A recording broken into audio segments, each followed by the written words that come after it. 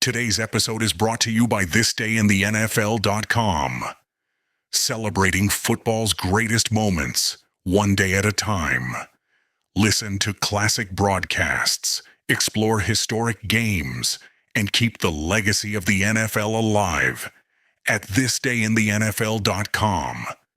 And the first quarter of Steelers football will be brought to you by Pittsburgh National Bank.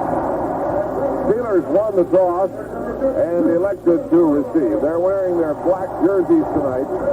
White numerals, gold pants, and black helmets. New Orleans, the home ball club with white jerseys, gold pants, and gold helmets. Starting offensive lineup for Pittsburgh, Frank Lewis at wide receiver. The interior linemen, John Cole, Sam Davis, Ray Mansfield, Jim Clack, and Gordon Gravel. Larry Brown will go at tight end. The running back, Steve Davis, Delaware State, Franco Harris from Penn State.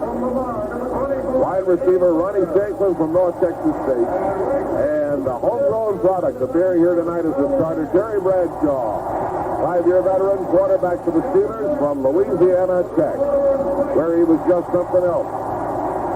And not with this ball club tonight, hospitalized in Pittsburgh, the Frenchman, the Count of Paris, Frenchie Fuqua, and Preston Pearson, two outstanding running backs, and both of them hospitalized following surgery at Divine Providence Hospital, and we do wish them a very speedy recovery. Very quickly running over the defensive unit tonight for New Orleans. Billy Newsom starts at left end. Bob Pollard will start at left tackle. Derlin Moore at right tackle, and Joe Owens at right end. The linebackers left to right, Jim Merlo, Joe Fetterspiel, and Wayne Coleman. Benny Jackson and Vivian Lee on the corners. Strong safety will be Johnny Fuller, and the free safety Tom Myers, who's back after an ankle injury. And out tonight, Jerry Moore, who's injured, and they've added Boyd Gray, a second-year man from Arizona, to their core of safety men. Myron Cope is on hand tonight, and as they have the symbolic tossing of the coin, he'll update you on late factors involved in this ball game in New Orleans. Well, one late factor is Pat Holmes, or Arrowhead Holmes, as he now prefers to be called. He was laid down in a hospital with pneumonia, of course, a few days ago, a mild touch of pneumonia, and Pat cannot be expected to be at top strength tonight. Just how much Chuck Noll intends to use him remains to be seen, but Arrowhead Holmes did tell me upon arriving here in New Orleans yesterday that he still had some congestion in his chest and felt a little weak, so perhaps Noll will simply try to spot him tonight, but in any event, his backup man will be Steve Burnett, and we pause now for the national anthem.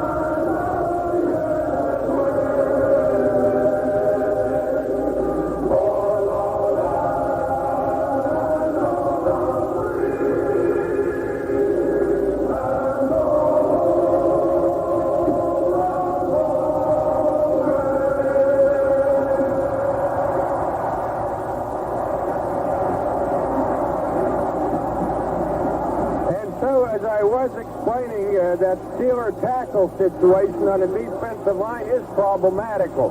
Steve Burnett, filling in for Arrowhead Holmes at tackle, is probably at a position for which he is better suited than where he to have to fill his defensive end. He is listed, of course, as a backup man at both positions, tackle and end. So if the Steelers do need him, it's fortunate, I would think, that it's at the tackle position where he'll play. I do think he's a little better suited for that than he would be for defensive end.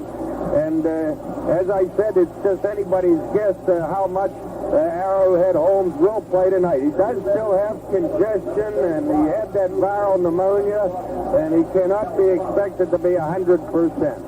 Jack? Saints are going to kick off left to right, and Bill McClard, who was injured in that automobile accident, a 5'10", 202-pounder from Arkansas, will kick off left to right. Steve Davis and Mel Blount are deep for the Pittsburgh Steelers. Ball is teed up at the 35-yard line below us to our left. And the kickoff will carry left to right across your radio dial, and McClard is ready to move forward. Here he comes, kicking it off, and it is end over end. Down to Blount at the 4 on the far side, out over the 10 to the 15. It's the 20 to 25, driving through the 30, hit and brought down near the 35-yard line. Hit rather solidly on the far side of the field. Wayne Coleman and Greg Boyd were there to make the stop on him as he advanced the football just short of the 35-yard line. And the officials are going to spot it with its nose at the 34 at the far hash mark. 31-yard return of the kickoff for Mel Blount of the Pittsburgh Steelers. First down and 10 yards to go. Now the slight advantage in running room will be to the left, and the Steelers will line up with Shanklin to the right to the far side. And they will bring Frank Lewis out to the left. Bradshaw's the quarterback. He fakes, goes deep to throw, has plenty of time, fires down the middle. Shanklin takes it at the New Orleans 44-yard line and immediately is covered by Ernie Jackson and knocked down. Penalty marker goes down on the play. Pass play carried to the New Orleans 44-yard line, and I started right out wanting to call him LSU. Well, it was a doggone nice play on first down. The play action pass, the fake to the running back, and a beautiful toss down the middle, drilled it right on target. Penalty against New Orleans is declined, and the Steelers have advanced on a Terry Bradshaw pass. Beautiful pass play to the New Orleans 44-yard line. The crowd chanting defense, defense. All right, they shift out of the I formation. Bradshaw handling the football, gives it to Franco. Tries the middle, he'll get a couple of yards. Not much running room in there. Billy Newsom plugged the gap. Newsom is a 6'5", 260-pounder in his fifth year from Grambling University. He advances the football to the New Orleans 42-yard line, and it's going to be second down and 8 yards to go. The Steeler offensive line seems to do a good job of moving the New Orleans front four, but Franco did not make very much yardage on the play. Ron Shanklin has now caught 18 passes on the season. One for a touchdown during the course of the campaign. Second down and 8. In the I formation. Bradshaw calling the signal. Gives the ball Steve Davis. Top of the I, crashes through the middle over the 40 and goes down near the 35-yard line. Steve Davis running into Joe Owens, the defensive right end of the New Orleans Saints. He's from Alcorn State, and he made the stop. And now we bring in a second tight end. It will be 3rd and 1. Randy Grossman is on, replacing Ron Shanklin. New Orleans makes an adjustment. Alex Price coming on to replace Joe Owens. And the ball is at the far hash mark. Pittsburgh in New Orleans territory at the 35.5-yard line. We got Lewis flanking right. The ends are both tight. Larry Brown and Randy Grossman. They shift out of the I formation. And here is Bradshaw keeping the football, running to the left, cutting back to the right. And at the 34-yard line, I believe he has the first down. He was felted rather solidly by Alex Price. May have been a broken play, I'm not certain. Bradshaw came to the left, kept the football, and then cut back, and he picks up the first down, the second one of the evening for the Pittsburgh Steelers. Funny thing happened down there. Defensive tackle Darlin Moore seemed to think that Bradshaw had given the ball off. Bradshaw had not. He still had it, and Darlin Moore, penetrating the backfield, ran right by Bradshaw. Could have knocked him down for a rod. Ball is midway between the sideline stripes. New Orleans on the fence, throwing up a four-man front with linebackers. The linebacker pulled up tight on the left and the cornerback on the right. And the handoff to Franco gets good block from Sam Davis, running to the right, then the blocking Cole. As he cuts forward, he stopped after a short gain. Penalty marker down on the play, picked up about 2 yards, running to the right that time. Bob Pollard and Billy Newsom reacted beautifully on the play, and we got a holding call against the Steelers. That's going to cost us 15 yards. First one of the afternoon. Make that the first one of the night. And that's kind of a bad, well, it's a bad situation, but especially so because in the kind of condition that the Steeler quarterbacks have been, that uncertainty, who's going to play, well, Terry Bradshaw coming out here, getting the assignment tonight, promptly moving the team well, that figures to bolster his spirits and his sense of confidence, but now this penalty sets them back, so it may hurt Bradshaw as well as this drive. We'll have to see. Holding call, 10-yarder. They put the ball back at the 44-yard line, whereupon the wind picked it up and blew it about a yard before one of the officials tracked him down. This breeze is blowing stiffly. As we view the ball game, the wind is coming against the Steelers here in the opening period. They line up in the I formation, split end left, and flankers it out to the right side. Larry Brown is the tight end. And Bradshaw shifts him out of the I. Franco Harris to the right, Steve Davis to the left. Taking time, Terry drops back. Now firing out to the left to Frank Lewis. Pulls it in at the New Orleans 32.5-yard line. Steps out of bounds. Covered on the play by Vivian Lee, the right cornerback for the Saints. Vivian Lee, 6'3", 200-pounder from Prairie View in his fourth season in the NFL. Steelers have regained 10 yards on the play. In fact, 11. They moved the ball down to the 33-yard line. Bradshaw has now completed 2 out of 2 passes attempted. And it's going to be second down and about 9 yards to go at the Saints' 32.5-yard line. Saints wearing gold pants, white jerseys, black numerals, and gold helmets, and the Steelers with the black jerseys and gold pants. Bradshaw shifts them out of the I. Wide set for the Steelers, and Terry drops back deep. He's chased now, fires the screen pass to the right side. Franco running with the football over the 35, breaks the tackle, goes to the 30. Caught and brought down at the 29-yard line by Ernie Jackson. Screen formed. The screen did not appear to be effective, but the running of Franco Harris was effective as he managed to pick up yardage on what appeared to be an almost lost play. Gets 4 yards on it. It will be third down now and 5 yards to go. You know, funny thing, a lot of people holler that the Steelers don't throw enough to their backs, but I totaled up the figures the other day and found out that 38% of their completions have been to their running backs. So, who knows? Bradshaw is 3 for 3 for 37 yards here in the early stages of the ball game. Steelers in Saints territory at the 29-yard line. Bradshaw on the long count. Drops back again. Cocks his arm. Now runs for the football to the 35, the 30, the far side, the 25, the 20, and heads out of bounds at the 18-yard line. Terry Bradshaw, resourceful as always. Cornered on the far side of the field.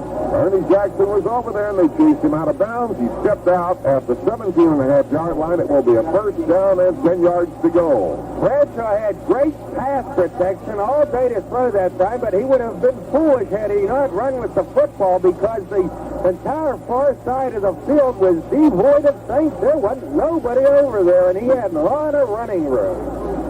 Once again, Joe Owens comes off the field. Alex Price goes on for New Orleans in their defensive alignment. Ethan Shanklin out to the right, bring Frank Lewis to the left. Line up in the I, shift Steve Davis off to the right side of the I formation. New Orleans stacking it up front. Here's a handoff to Franco, goes right, cuts back to the left, heads over the middle, is inside the 15, and goes down almost to the 12-yard line. Another beautiful job of running by Franco Harris as he headed slightly to the right. Made a sharp cut back, found the hole, and Jim Merlo finally found Franco and brought him down. Merlo, a second-year man from Stanford, and the football is very close to the 12-yard line. And it's going to be second down and 5 yards to go. And Franco's still rolling, over 500 yards in his last 5 games. Here the Steelers coming out of the huddle. Ray Mansfield goes over the football. Terry Bradshaw steps under center. Bradshaw backs up. Look, firing toward the end zone. Frank Lewis leaping try at the goal line. Unsuccessful. Came down out of bounds. He caught the football. And he had the cornerback, Vivian Lee, right on him. He was right on him defensively, but he came down out of bounds, and it is an incomplete pass. Jim Merlo with the rush on Terry Bradshaw on the play, and Bradshaw had to get rid of it rather quickly. Lewis made a great catch, but came down out of bounds, incomplete, and that's the first pass we've missed tonight. And my information was that the Steelers can work on cornerback Vivian Lee, and they've thrown twice in his direction for Frank Lewis, so perhaps that's what they're trying to do. All right, it's another running ball game. About 4.5 minutes thrown off the clock in the first quarter at New Orleans. Wide set for the Steeler running backs and Bradshaw. There's a blitz on a safety blitz. They get to him, and he fires intercepted at the goal line. Back out over the 5. Running laterally up to the 10, coming to the nearest side of the field and clearing that football. Ernie Jackson finally knocked down at the 12-yard line. Larry Brown made the tackle. The safety blitz on Bradshaw had to hurry his throw, got rid of the football. Intercepted right at the 1-yard line by Ernie Jackson. And Jackson brings it all the way back out, running laterally along the 10, and finally brought down at the 12-yard line. And as far as Jackson is concerned, I'm looking for the interceptions here on their stat list. We'll catch up with you in just a moment on that. But it was a beautiful run, at least laterally, until he was finally knocked down at the 12. Joe Parker splitting to the left, and they line up as expected with a single running back, giving them. Now they send a man in motion. The guy to pitch back to the wing back. And that's Jeff Phillips running with the ball to the left, and he's going to gain no ground. Running to the far side, Mel Blunt came in and closed in on him. Hit him at the line of scrimmage, and he may have fallen forward for at least a yard. Yes, the Steelers are expecting some sort of fancy stuff from the Saints tonight, and that time they were ready for it. On the interception, I don't think you can fault Bradshaw. He had to get rid of that ball before he wanted to, because nobody picked up the blitz. No blocker picked up the blitz, and he had to release the ball, and he didn't get it over that man's head at the 1-yard line. Third interception for Jackson, and Tom Myers is the guy who had the great rush on Bradshaw for the safety blitz. Second down and 9 yards to go. Archie Manning is the quarterback of the New Orleans Saints. And Manning is back to throw. Manning standing his ground. He's caught. He's going to be sacked inside the 10-yard line. Joe Green and Steve Furness are there, and Mean Joe. Well, did he get to him first, or did White? White and Furness. White and Furness. And White got to him first, and he'll get credit for the sack. And the Steelers have racked up another sack. They may split it up to half and half, Jack. I think you almost have to there, but it was a good rush on Archie Manning. And Steve Furness, of course, starting because Pat Holmes not up to par, had that bout with pneumonia last week, and also has a bruised thigh. Well, if White gets full credit, that would be his 7th sack of the season. The ball is at the 10, third down, 12.5 yards to go. Manning drops back in. Look out, here they come. He runs straight ahead out of the pocket, and he sails for another loss. Joe Green got him this time. Fantastic rush by Dwight White, and also by L.C. Greenwood. It appeared they might get him within the 10-yard line. He stepped forward. He's caught at the 8. And the sack was finally recorded by Joe Green. Yes, L.C. Greenwood very near. He nailed him back around the 2-yard line, but Archie avoided him, but Joe caught him. Already 2 sacks for the Steelers, 42 for the season. They lead the league. Tom Blanchard, that did the punting, standing in the Saints end zone. Glenn Edwards and Lynn Swan are deep for the Pittsburgh Steelers. Here's the snap. Blanchard gets it away. Floating, coming down the 49-yard line, Swan straight over the 45, the 40. He is hit on a gigantic tackle at the 43-yard line, slipped like a 10-pin into the air. Swan is brought down, the tackle by Don Coleman. The ball will be placed at the Saints' 36-yard line. We have a break in the action. We'll be right back. Hi, I'm Eddie, and I'm wearing my very own official NFL Steelers sports shirt. Well, of course you can't see it because this is radio. And what you're not seeing here is a really clean white sports shirt with the Steelers emblem embroidered this thing stitched right here where I'm pointing. My dad got it for me free from Pittsburgh National Bank. That's right, Eddie. And friends, you can get your free Steelers sports shirt by opening a regular passbook account with $500 or more at Pittsburgh National, or by adding $500 to your present account. You earn the highest savings deposit rate the banking law allows. Now, these shirts are available in a full range of adult and children's sizes, but you better hurry because our supply is limited. My dad says he's glad his money is working for him at Pittsburgh National, but I'm just glad he got me this shirt. Member FDIC. A 41-yard punt by Tom Blanchard, an 11-yard return, and so far from what we've seen, I don't think the New Orleans kickers were hurt too badly in that automobile accident, because on the kickoff, McClart booted it down to the Steelers' 3-yard line, and rather high, too. And now Blanchard has punted 41 yards, so I guess those boys were not destroyed by that automobile accident yesterday morning. Steelers ready to go at the Saints' 36-yard line. First down, 10. Running back to Franco Harris and Steve Davis. And here's a handoff to Harris. Tries to get to the outside and pick up a couple of yards on the play. Billy Newsom was there to meet him. Saw one hole closed, tried to step outside at the 35, and it's brought down at the 34. Get him about 2 yards. It will be second down and 8. Let me run over that defense for you again. Newsom, Pollard, Moore, Owens up front with Merlo, Fettersfield, and Coleman as the linebackers. Jackson and Vivian Lee on the corners, and Johnny Fuller and Tom Myers are the safeties. Steelers, Frank Lewis to the left, flanking right is Ron Shanklin. They shift Steve Davis to the right off the top of the I. Bradshaw takes, gives it to Davis, sweep to the left side, and he is caught along the 33-yard line, struggles to the 32, and the tackle made by Don Coleman.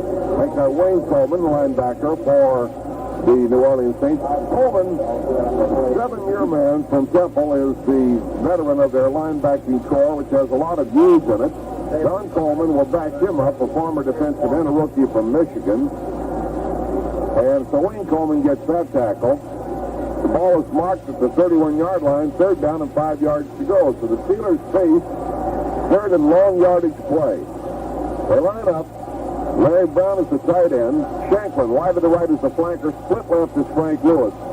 And they shift out of the eye. The setbacks are wide. Bradshaw takes. Bradshaw is deep. Bradshaw is looking lots of time. Fires. There's his man Lewis at the 11 over the 10 to 5. Touchdown Pittsburgh. Lewis running the pattern down and in. Puts the ball on the run at the 11-yard line. Cutting to the far side of the field over the 5. Goes into the end zone. And the pass play goes from Terry Bradshaw to Frank Lewis.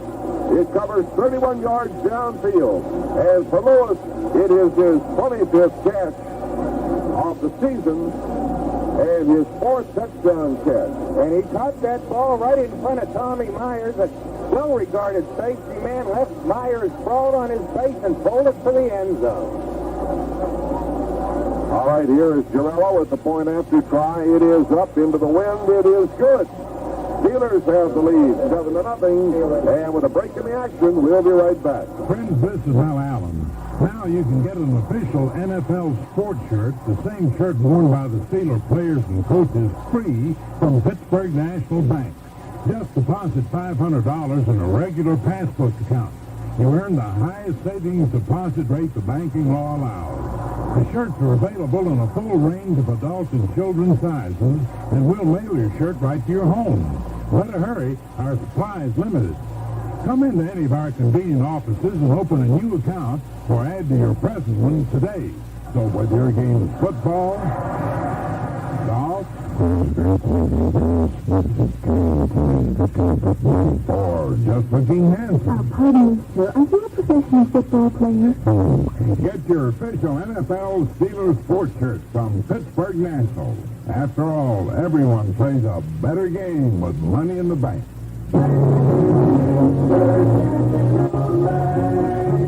Remember, FDIC. Saints ready to receive with the smallest man in the NFL, Howard Stevens, 5'5", 165 pounds, second-year man from Louisville deep, along with Maurice Spencer, a 6-footer from North Carolina Central.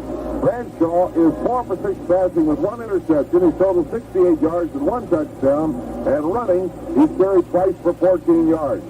So we have got Stevens and Spencer deep. And Girella kicking off for Pittsburgh.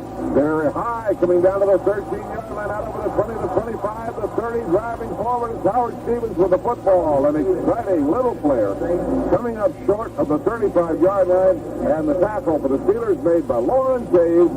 And New Orleans back in business at its own 33. You realize that guy's no taller than I am?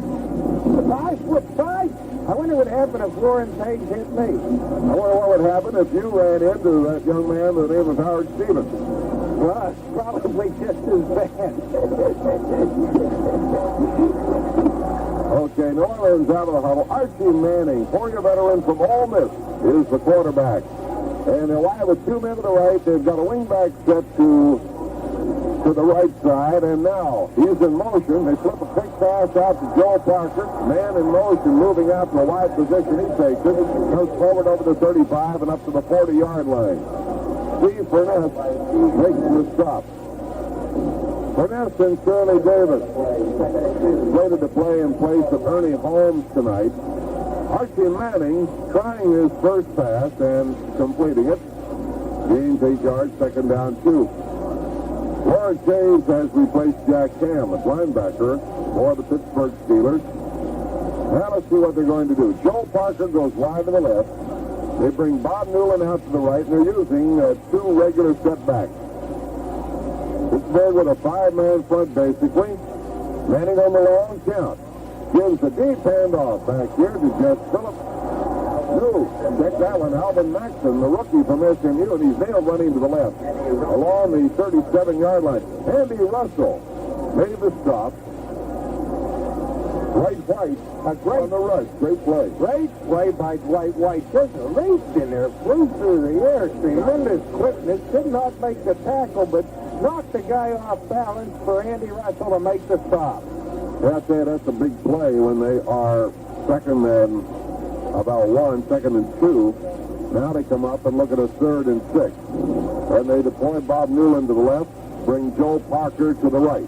Running backs are Maxson and Phillips. Archie Manning fakes. He's back to throw. And here it is to the near side, and it is incomplete. Somebody got a hand on it, I believe, intended. On the near side of the field, Alvin Maxson. Dwight White again with a great rush. And the 4-year man from East Texas State doing a fine job. It's 4th down for New Orleans. Dwight White has not been having as big a year as he has had in the past. So, and he has, of course, been bothered by a bad foot this year. A very painful bruised heel. But perhaps he's come around and is determined to show them what Dwight White is like, what he used to be like and can be again. Joe Green had a hand on that ball, deflecting that pass. Tom Blanchard in front formation, kicked the 41-yarder the last time. Swan and Edwards downfield, wobbly, coming into Lynn Swan at the 24. He's out over the 30, going to the sideline at the 35, slips and goes down and covered at the 36-yard line. Lost his footing, making a cut on the artificial turf across the way. Lynn Swan was immediately covered by Maurice Spencer. And Steelers football continues after this brief timeout. The Pitt-Penn State game Thursday night is sold out, but there are plenty of 50-yard line seats at Buddy's in Market Square. The only place on time for a 50-yard line seat to watch the Pitt-Penn State game on Buddy's Advent Video Beam life-size television from Opus One. And after the game, join in the fun with the Good Time Cohort Coach Joe Avizano. Remember, too, weekdays, Buddy's is a pleasant place to lunch and enjoy a libation. Buddy's, the only place to be after every game, or for lunch. Buddy's in Market Square. Jack Fleming with Myron Cope at the Lane Stadium in New Orleans. We'll be back after this pause on the Steelers Football Network. Mike McGann here, hoping you'll be listening each evening as I play your requests from now and then.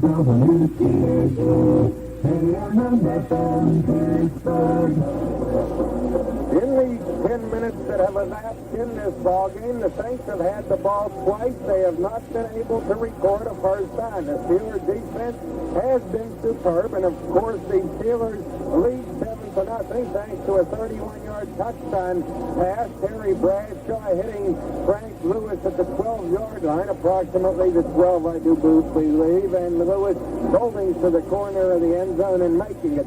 So the Steelers so far have dominated this ball game thoroughly. Terry Bradshaw, playing in his native state, Louisiana, is looking very crisp, throwing the ball beautifully. He threw one interception, but that's because he had to hurry the pass under a blitz. Okay, here goes Bradshaw again. Lining them up in sight. High formation shifting. Steve Davis to the right off the eye. Flanker set to the right side. Here's the handoff to Franco Harris.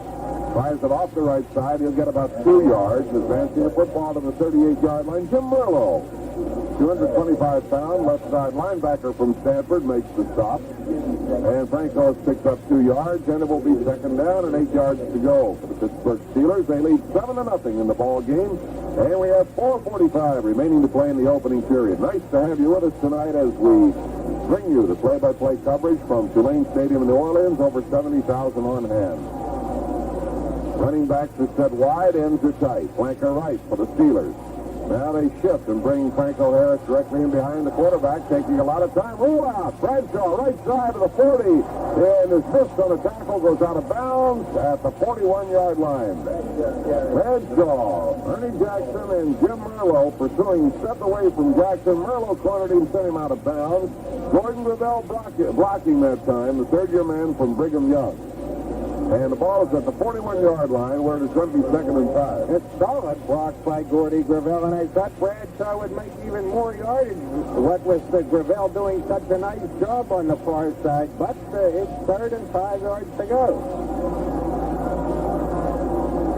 This time we got Shanklin wide to the right, splitting Frank Lewis to the left. Bradshaw will pass. Swing pass, left side off the fingertips to Steve Davis. It is incomplete. Coming up and trying for an interception was linebacker Wayne Coleman of the Saints. He cannot hold it either. Pass ball's incomplete. Bobby Walden will come on for the first time tonight. He'll be kicking into a pretty stiff breeze. It was a good play. Bradshaw in the quick pass throw. He got to Steve Davis, who just couldn't hold the football.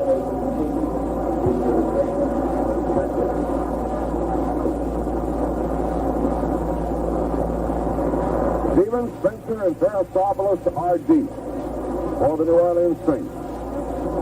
And here is Walden punting the football, getting into the wind, coming down short, bouncing, picks off at the 21-yard line, and Spencer gives ground back behind the 20, coming to the right, that is Stevens, and he's brought down at the 19-yard line. You can see the ball attain a tight and then hit the wind and then come down, and very tough to handle. Reggie Garrett made the stop as they gave ground after the reception. And the ball was spotted finally at the 21-yard line. A 39-yard punt for Bobby Walden. Reggie Garrett, incidentally, is playing against his brother tonight. Not head-to-head against him. They're both receivers. Len Garrett is a tight end for the New Orleans Saints. He's Reggie's older brother. All right, this time we're going to send Bob Newland out to the left, putting a man in the slot. Paul Steele, nothing to make that Jess Phillips. Bring him in close now. Now they bring him in motion.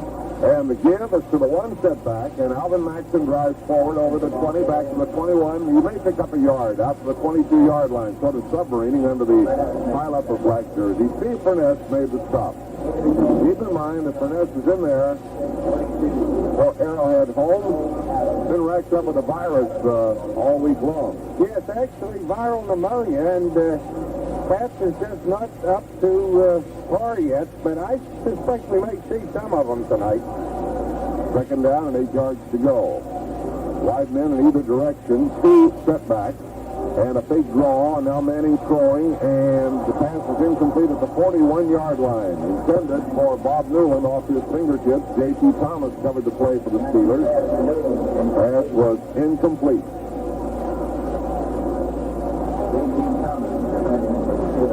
Archie Manning throwing the football for the New Orleans Saints is 1 for 3 on the night so far.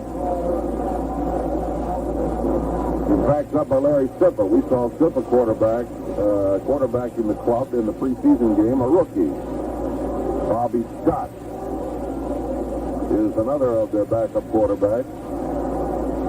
And as Myron talked about it earlier, Manning had been involved in a squabble down here. They thought he might try to jump to the World Football League. Here's Manning throwing, almost intercepted by Mel Blunt.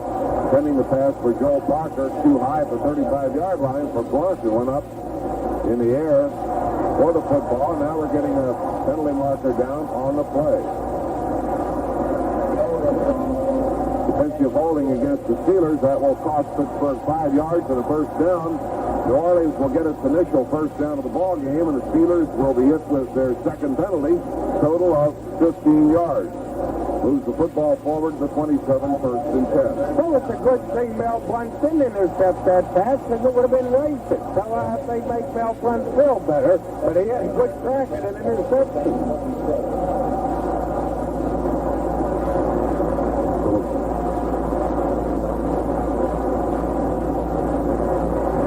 Howard Stevens is in replacing Jeff Phillips. And they set Stevens up in the slot post on the left side. Now they bring him in motion. Pitch back to him. The speedy little guy running to the right side. Hit hard at the 25 and slammed to the artificial turf. Tackle was made by Jack Lambert.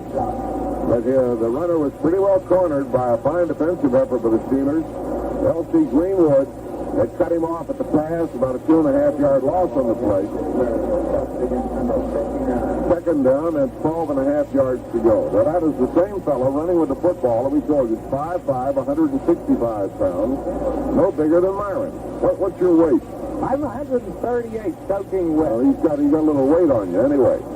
They put him in a close slot to the left side, manning his back to throw, firing to Stevens and saw off his fingertips. He went up to 29 with one hand, could not pull it in. Andy Russell came up to cover. All of a sudden, Stevens becomes a vital weapon in their offense. Saints rushing 6 times for 8 yards.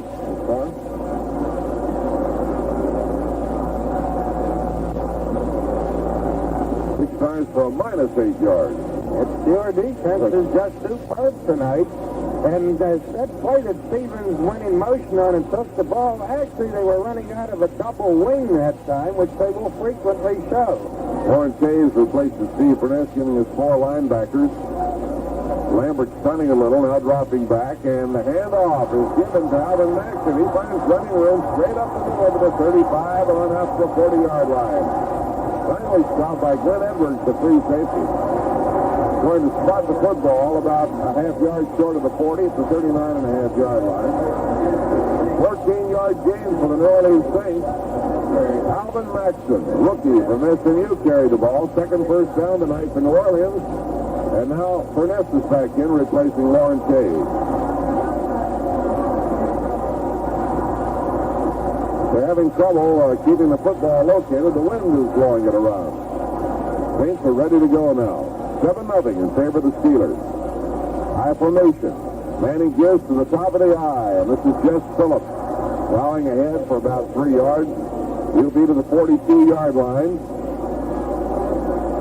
The end cover the football. Center of the Steeler defense.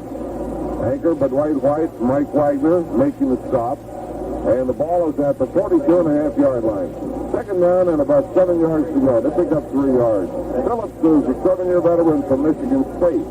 6'1", 210-pounder. Saints break out of the huddle.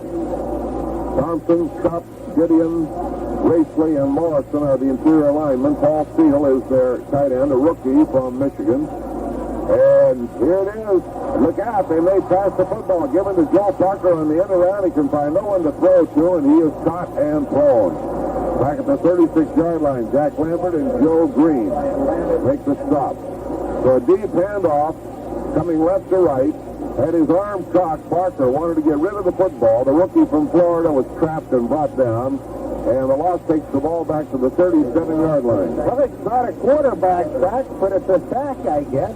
I don't know. You get credit for a sack on that, Jack? I don't believe so. And as much as he did hand off, he had an option of either running or passing, so it developed into, I guess, a running play. He was looking. looking to throw. I don't know. Ball is back at the 37. Third down and 13. Now this time Archie Manning takes the draw. He's deep to throw and fires down the near side. Look out! Too high at Pittsburgh 39-yard line for Bob Newland. Newland wide open. They're getting the receivers open, and Manning having difficulty hitting his target. Archie, 1 for 5 passing for a total of 8 yards tonight. As we warm up tonight to Gary Gerson's statistics, we'll be able to keep you even better abreast of the ball game. This game, I've only seen him twice this year because it gives me a little bit of time takes a little bit of time to interpret them. Tom Blanchard punting, and that's an odd-looking thing. Punting low trajectory, hit for the wind, now picked up at the 25. There's Lynn Swan over the 30, the 35, and finally wrestles the ground to the 37-yard line. That ball is doing some tricks on punts. That one came up on a low trajectory, You could visibly see it drop as the wind seemed to get hold of it, and it came down. Swan picked it up and made the return. A 12-yard return on a 38-yard punt, and the ball is at the 37.5-yard line. Maybe that's happened. Whatever it is that's happening, I hope it continues. Ends tight. Steelers in the second quarter moving left to right. Got Shanklin flanked to the near side of the right of Bradshaw. Pitches out to Steve Davis, and he is hit at the 42-yard line, and he was zeroed in on by Billy Newsom. What a lick. Newsom, 5-year veteran from Grambling, 6'5", 260 pounds. And he hit him like you might hit the tackling dummy in practice. Good, solid lick. It will be third down now, and 6 yards to go for the Steelers. And I wonder if this time Terry Bradshaw won't try to work on Vivian Lee again, cornerback Vivian Lee. We have Cole, Davis, Mansfield, Clack, and Gravel in the interior line, shifting out of the I formation. Here's Bradshaw back to throw, firing, and it is picked off, intercepted inside the 45-yard line, and immediately Tom Myers, who made the interception, goes down. He's trying to hit Franco Harris, threw in behind him. Jerry Mullins made the grab, and Myers came up with the interception. Now on the season for Myers, that is his third interception, boosting the Saints total for the season to 15. It is the second interception of the night off Bradshaw. Saints in good field position at the Pittsburgh 44. All right, 7-0 ball game. Wingback step to the left side, Jess Phillips, single running back, and they give the ball to Maxson, and he finds running room up the middle over the 40 and down to the 35 and onto the 34-yard line. Jack Ham makes the tackle. Alvin Maxson, single running back, get back there. He may have a first down. They're going to call time to measure at the Pittsburgh 34-yard line. 10 yards he gained on that play, equaled almost the entire output of the Saints offense, 11 yards in the opening period. Big hole over the left side of the Steeler line that time, and the Saints, well, coming off that electrifying interception, and that's what it was, with Myers folding up to make it, and the Saints are alive. I get a definite feeling that the Saints' bread and butter offense without the razzle-dazzle was much more effective than their wide stuff and their end-arounds and their run-and-pass options and that sort of thing. That may very well be the case, Jack. All right, now that they will spread our defense for this type of thing. Joe Parker goes to the right, and they bring Paul Highland to the left. They've got two running backs set up. Archie Manning is the quarterback. It is a short yardage play, and he gives that ball off to Jess Phillips, running to the left, and he's cut down at the 30 by Mike Wagner, falls at the 29-yard line, and they have a first down. So they came outside that time with Mike Wagner making the stop. Saints pick up their third first down.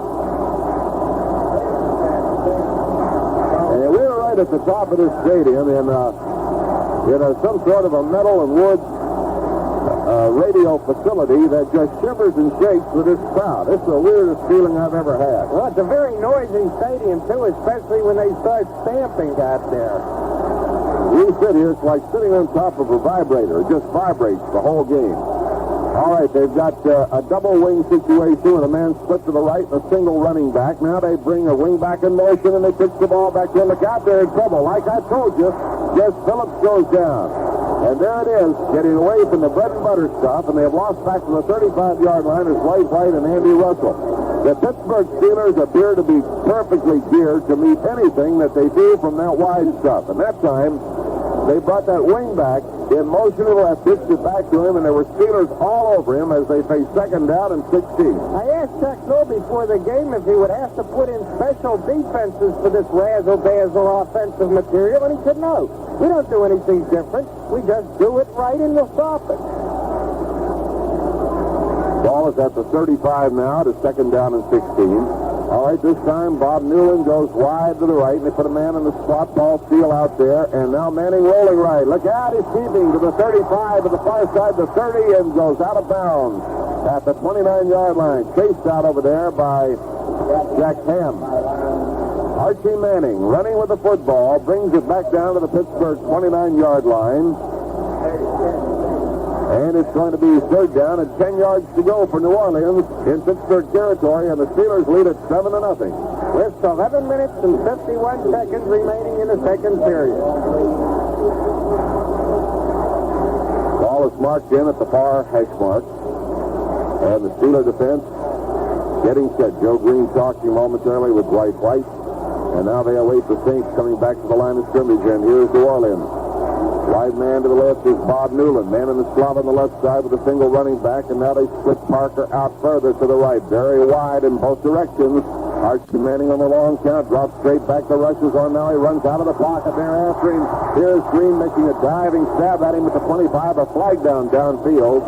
Joe Green gets him. He falls at the 24-yard line. But downfield on the far side of the field at the 17-yard line, a penalty marker is down.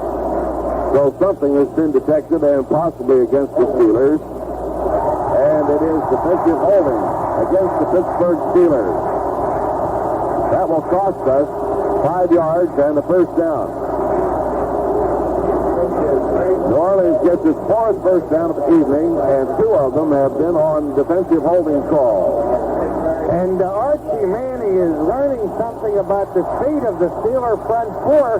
Repeatedly, when Archie has had to scramble, those big Steeler linemen have been able to run him down, as Dwight White did that time. But White's great play went for naught because the holding penalty gives the Saints the first down at the 19.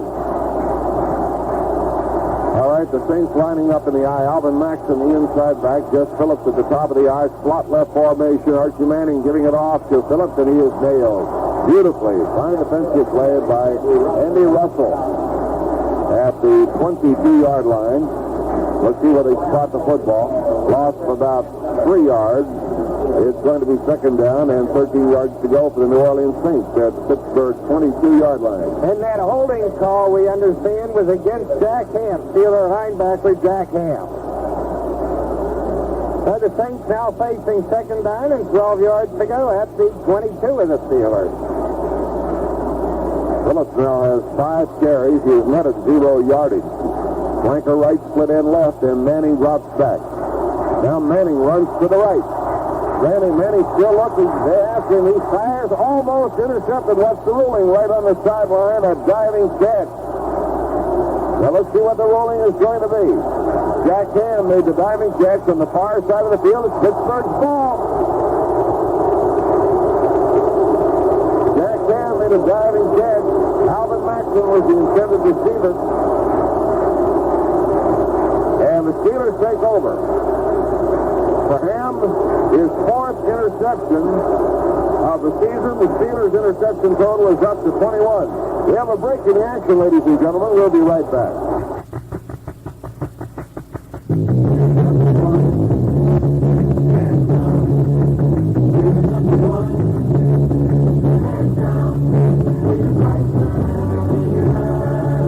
What makes it priceless in the Steelers? Number 1, take it from me, Mary Jean. It's the States Out America's best-selling small car line. From the Stallion, Sextus, and Champ. Why are these cars so popular? Well, maybe it's because you can get so many people in them. Or get so much in the trunk. Or get so many miles to a gallon. Whatever the reason, when you see our new little Plymouth, we know the reaction we're going to get.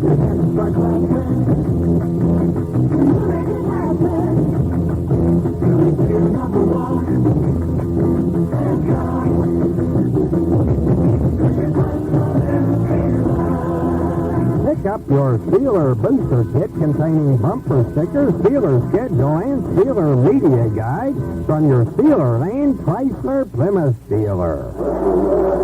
So Jack Ham is given the interception. There was some question as to whether he was in bounds when he made it. And there was considerable indecisiveness, I thought, on the part of the officials. I didn't see anybody make a prompt ruling on the play. But ultimately, they did give the ball to the Steelers, and they'll now start at their own 22-yard line. It was a diving interception by Ham. He left his feet on the far side of the field, and I just wouldn't want to hazard a guess as to whether that was a good call or not. Luke Craig says it was a good call, so it's a good call. But the crowd doesn't think so. It's Pittsburgh has the football, and the natives in New Orleans are restless. Steelers at their own 22. Bradshaw, with great noise in the stadium, goes ahead and takes the handoff. Rolls out to the left over 25 to 30 to 35 to 40 to 45 to 50. Cut from behind and brought down at the Saints' 46-yard line. Gary Bradshaw went against the crowd and finally was brought down by Vivian Lee, the cornerback to the far side of the field. And that time, Pittsburgh advanced the football from its own 22 to the New Orleans 46-yard line. And that's a gain of 32 yards. Rushing yardage going to Bradshaw. Pittsburgh's fifth first down of the night. And it's twice tonight that he's run that play, Bradshaw has. He had to really call signals at the top of his voice to make himself heard over the police. He faked beautifully to Franco and took off with the football and made big yardage. Bradshaw 4 carries, 49 yards, is back deep to pass. They're after him. They've got him. He breaks through to it. They got him to it. In pursuit, Billy Newsom had him, and Terry appeared to be ready to break loose, and Newsom put the grab on him even as Jalen Moore closed in. So that is a sack for New Orleans, and it takes the football back to the Pittsburgh 42.5-yard line. Terry was very deep as he set up the pass, and the loss 10, 11, 12 yards for the Steelers. And the New Orleans Saints come up with a sack tonight. So there's been one against both sides. And the Steelers averaging only one sack per ball game. That is their offensive line. So maybe New Orleans has had their allotment for the night. Let's hope so. New Orleans with a fourth linebacker in there, Rich Middleton. Got a three-man rush. And here's the ball carried downfield. Franco Harris. And he is over the 15 down to the 45-yard line. Tom Myers made the stop. And that time, as they set up to defend against the pass, they went to Franco Harris, and the great running back from Penn State brings it back to the New Orleans 45-yard line. It's going to be 3rd and 10. Good call. They shot Franco right up the middle, fooled the Saints, and Franco made up the yardage that Bradshaw lost when he was sacked on first down.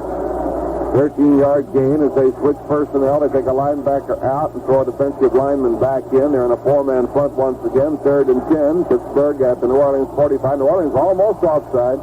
Got back. Now Bradshaw's back to throw. The rush is on. Screen pass left side to Franco. He's trapped. And now he gets the block, comes over the 50 and out of bounds at the New Orleans 49-yard line. Loss of 4 yards on the play. Jim Merlo made the stop. Jerry Mullins was out there trying to protect him. But it was a hopeless job. Saved him about 5 yards as he got back to the 49-yard line. And it is going to be 4th down now and 14 yards to go. Terry Bradshaw now 5 for 9, 2 interceptions, 1 touchdown pass. Bobby Walden in punt formation.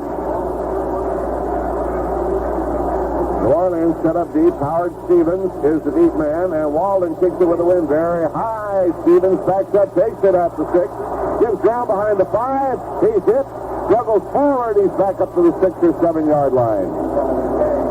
The little guy gave ground behind the 5 and finally got back to the 6 or 7 yard line. Reggie Garrett, Ed Bradley were down there to bring him down. We have a break in the action, and we'll be right back.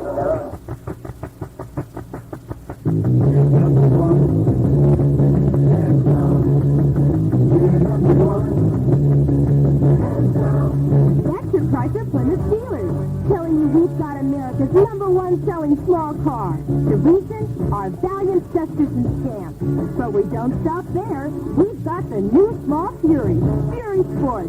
Brand new styling in the smallest Fury package. And Cordoba, our new small Chrysler. That's right, small Chrysler. And our full-size Chrysler has some great new looks too. So come on in to your Chrysler Plymouth dealers.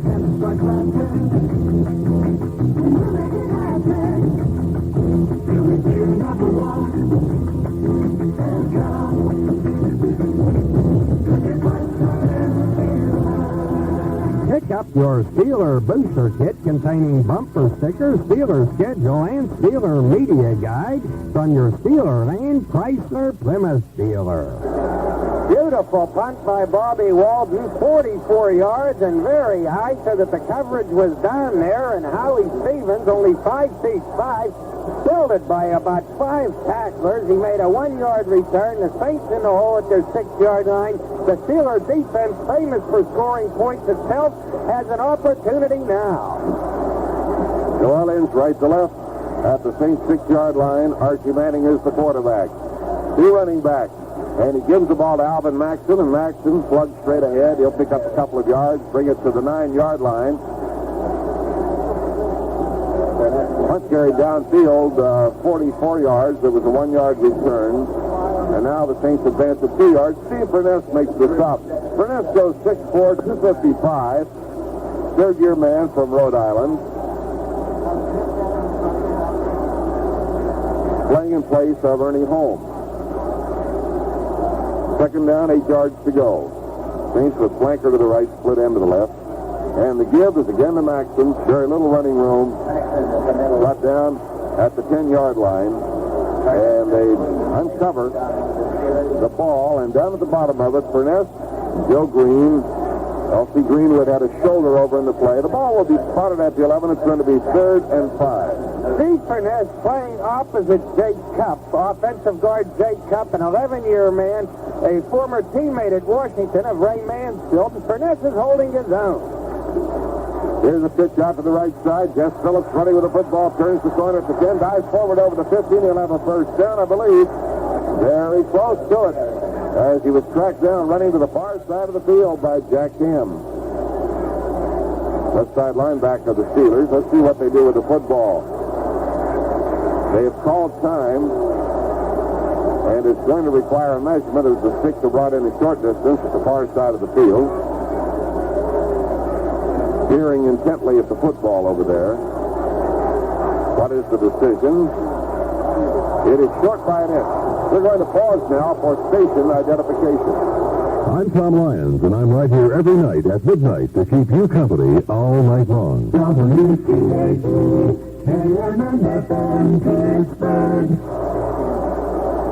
New Orleans is ready to go in the punt formation, and the Saints are going to be kicking against some kind of a wind. Tom Blanchard will be their punter, and we go deep with Glenn Edwards and Lynn Swan.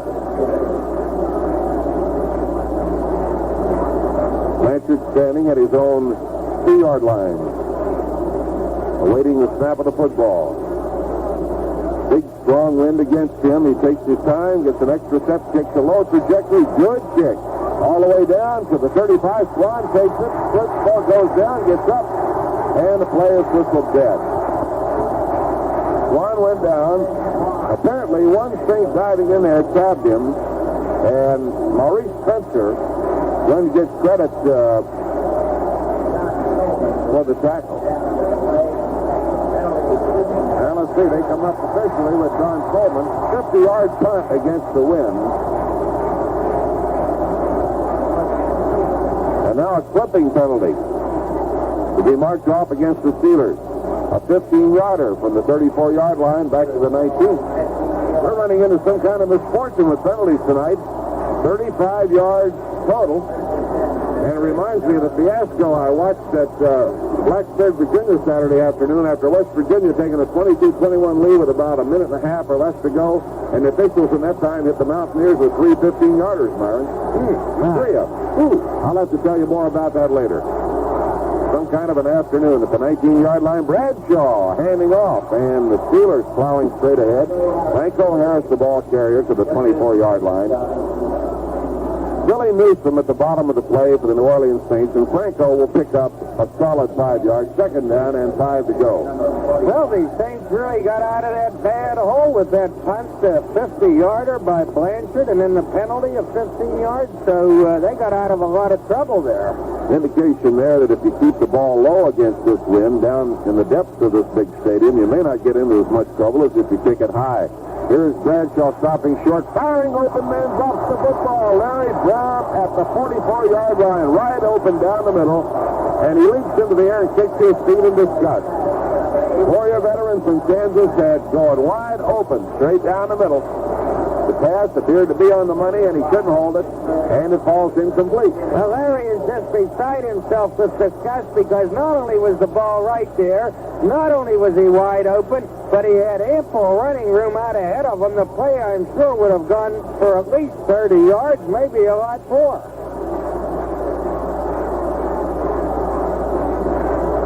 Bradshaw has hit 5 out of 10 passes, 2 interceptions, 64 yards, and 1 touchdown thus far. Here is Terry back deep. Terry throws, and it is broken up. Larry Brown at the 35 had it there and hooking an arm around him, Vivian Lee. There was no indication from the official of dropping a flag for pass interference, but I believe that Larry Brown felt he had been interfered with. I thought it was good defense, actually, Jack. The guy managed to work his arm over Larry Brown's elbow there, get in from behind him, and made a beautiful play, Vivian Lee did. Howard Stevens deep. Chris Theophilus and Maurice Spencer back there. Bobby Walden standing at his own 11-yard line. Snap of the football. The punt carries left to right, and Walden gets away a boomer. And that's going to take Howard Stevens back to his own 22. Gets down behind the 20, coming to the near side, setting up the sideline over the 25 to the 30, and thrown under at the 32. Lost the football out of bounds. Of no effect whatsoever on the play. Steve Davis and Ed Bradley over to make the stop, along with Steve Burnett. Steelers football continues after this brief timeout. With the wind at his back, Bobby Walden booms the ball 52 yards. The return is for 9 yards. The Saints take over first down at their own 32-yard line.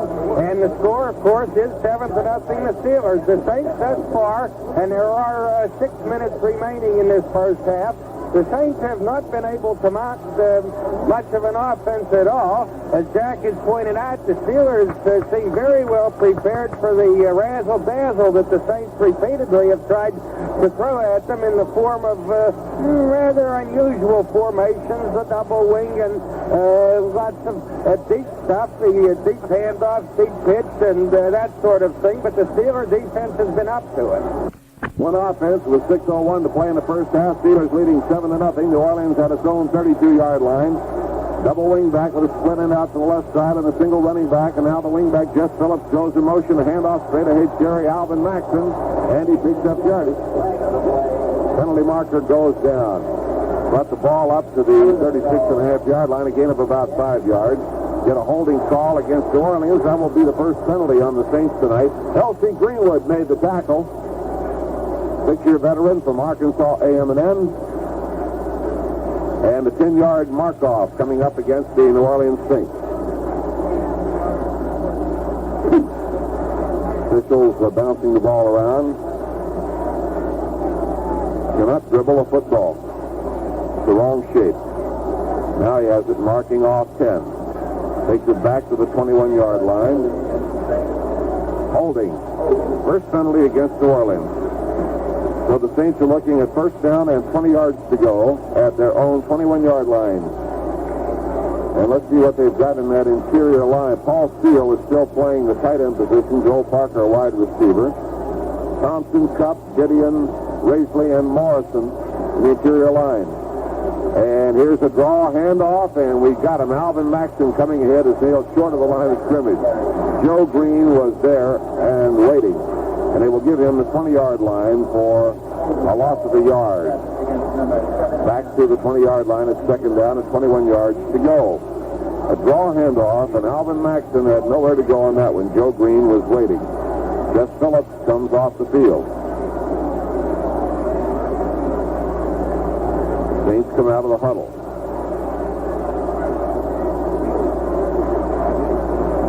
Steele is set up to the slot to the left inside Bob Newland. Joe Parker is out to the right. A single running back set up all alone. And Archie Manning drops back to throw. Manning chased out of the pocket now throwing. Finds an open man. Intercepted by Andy Russell at the 30-yard line. The pass was intended for Johnny Beasley. Inserted in for a running back. And Andy Russell made the interception at the New Orleans 30-yard line. Archie Manning was under pressure. Thus far tonight, he has not reacted well under pressure. Andy Russell comes up with the interception. The second one tonight for the Pittsburgh Steelers. And for Andy Russell, his first one of the season. And Archie Manning has been very inaccurate tonight. He has not been around the mark, and that time he was short with the pass and an easy interception for Russell. Manning is 1 for 7, 2 interceptions. He's gained 8 yards. Ball is at the 30.5-yard line, and here's Bradshaw. Deep handoff to Steve Davis coming off the left side, rambles to the 25 and goes down to the 22-yard line. Steve Davis getting off the left side with a block from Jerry Mullen, planning toward the sideline until he ran into Tom Myers, who brought him down. Now, Andy Russell's interception is the 22nd of the season for the Pittsburgh Steelers, and as we told you, Russell's first of the year.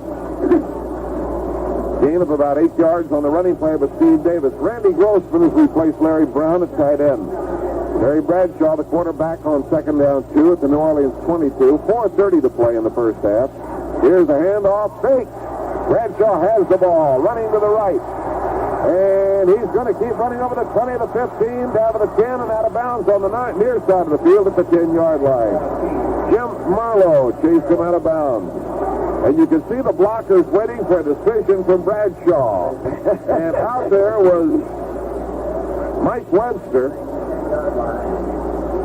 amidst a group of other Pittsburgh Steelers looking to see what Terry's decision would be, and he carries it down to the 10-yard line. First down. My, yeah, I'm saying to myself, run, Terry, run. That whole near side of the field was open there, and you wanted the first down, of course. That was the important thing, and he got it with room to spare. Terry Bradshaw, back in his home state, down here where he has a little ranch of his own, a little quiet spot to cut hay, grow a few animals. Bradshaw gives it off to Franco. Franco meets resistance. Just off the right side, we'll get a couple of yards to the 8. Derlin Moore and Bob Pollard in at the bottom of the play. The Saints defense in the middle, very tough that time. And the ball is marked at the 8-yard line. It's going to be 2nd down and 8 to go. It appears, and I could be wrong, as though the sticks are short of the goal line, like you might pick up a first down inches short of the goal line. Once you get down that close, it's not likely you need it. Here's Frank Lewis to the left, Shanklin flanking right. Pittsburgh leading 7-0. 3:40 to play in the second quarter. Bradshaw takes. Gives it to Steve Davis, cutting outside of the left. He's helped. He's over the 5. He's down to the 3-yard line. And knocked down. Jim Merlo and Joe Fetterspiel were over there. And Davis appeared to be stopped short of the 5 and put his way over the 5. And finally comes down at the 3-yard line. It's going to be 3rd down and 3 yards to go. Shanklin is out of the ball game, and Larry Brown comes back as the second tight end. And here they are hurrying people onto the field. Got Alex Price and Don Coleman coming on. Cornerback Vivian Lee and safety man Tom Myers coming off. We shifted another man with Doris going in to replace Johnny Fuller. And they've got their goal line defense in there. 3rd and 3. Bradshaw rolling right. Bradshaw throwing touchdown. Franco on the near side of the field, and the penalty marker goes down. Can you believe that? Franco Harris caught it for the touchdown. And the penalty marker is going to be thrown against Randy Grossman. Interference against the Pittsburgh Steelers.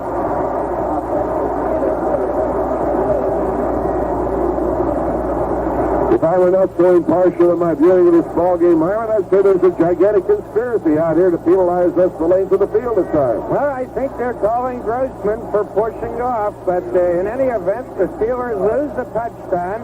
It was a 3-yard pass, a nice catch. It was thrown to Franco's inside. He had to come back a little for it, sort of twist around to make the catch, but it doesn't count. The ball is pushed back to the 17.5-yard line. And by the way, Jack, Andy Russell's interception, the second for the Steelers today, ties the Steelers for the league lead in interceptions with Oakland and Kansas City. So if they intercept one more tonight, they not only lead the league in sacks, but also in interceptions. Big draw for the Steelers defense. Ball is back at the 17.5-yard line. It's going to be 3rd down and 17.5 yards to go. Saints go back to their normal defensive alignment. Fuller and Myers are back in. Jackson, Vivian Lee. Merlo, Fetterspiel, and Coleman. Billy Newsom, Bob Pollard, Derlin Moore, and Joe Owens. And they're awaiting the Pittsburgh Steelers, who are huddling, discussing the situation. Fetterspiel has been over to talk with the coaching staff, and he's back out there. And Terry Bradshaw completes his conference with Chuck Knowles. 7-0 ball game, 2:47 to go in the first half. Pittsburgh has dominated, but there just hasn't been that much scoring. And I might point out that this is going to be a short week because the Houston Oilers are at Three River Stadium next Sunday afternoon. And they dropped a 10-0 ball game to Dallas yesterday, a very controversial play, apparently. The Oilers insisting that on the Dallas touchdown, which was a dive from the 1-yard line, the Oilers insisting the Dallas ball carrier did not make it into the end zone. But anyhow, it ended Houston's 4-game winning streak. Frank Lewis to the left, Ron Shanklin to the right. Running backs are Harrison Davis, Bradshaw, the quarterback for the Steelers. On the 17.5-yard line, it is third down. And Bradshaw backpedals straight back deep. Now runs forward over the 20, the 15. He's down to the 10, the 5. He's going in for a touchdown. Bradshaw carries it down the middle. Gave it a little juke to the right side at the 10. Cut back, went right straight down the middle of the Saints defense. Galloped into the end zone standing up, and he is being congratulated. Franco Harris with his arms around Gary B. And the other members of the offensive unit over there saying a great job. Well done. And Bradshaw took advantage of that situation. He's carried 7 times tonight, 67 yards, and now has added a touchdown. And for Terry Bradshaw, that is his second touchdown of the season. Roy Girella is going to try for the point, and there's a problem, so they've taken a timeout. And I'm not exactly sure what that problem is. Bobby Walden is going over there short a man. Well, this happened too many times this year. But it gives me an opportunity to point out that Bradshaw made a great move at the 7-yard line on linebacker Joe Fetterspiel. Left Joe Fetterspiel sprawled on his face. He had the shot at Bradshaw. He couldn't take the move, and Bradshaw scored. All right, Girella will try for the point. Walden the holder. Pittsburgh leading 13-0. The ball is down. Girella kicks it with the wind. It is good. It's a 14-0 ball game in favor of the Steelers, who after Russell's interception took the football 30 yards in 5 plays, and Terry Bradshaw, after the penalty, taking it back to the 17.5-yard line, moved it straight down the middle. He dropped straight back to throw, and then ran with the football, and as Myron told you, gave it a great move right in the middle of the run, right inside the 10-yard line, and then galloped into the end zone unmolested. And that was enough to make the New Orleans Saints fans cringe in their seats. And Terry knew he had to go all the way. He had it right up the middle of the ball field. Of course, if he hadn't gone all the way, they probably would have had an easy field goal, but he wanted that touchdown. The Steelers have used up 2 of their 3 timeouts now. There are 2 minutes and 38 seconds remaining in this first half. I don't think the use of their timeouts will prove to be important.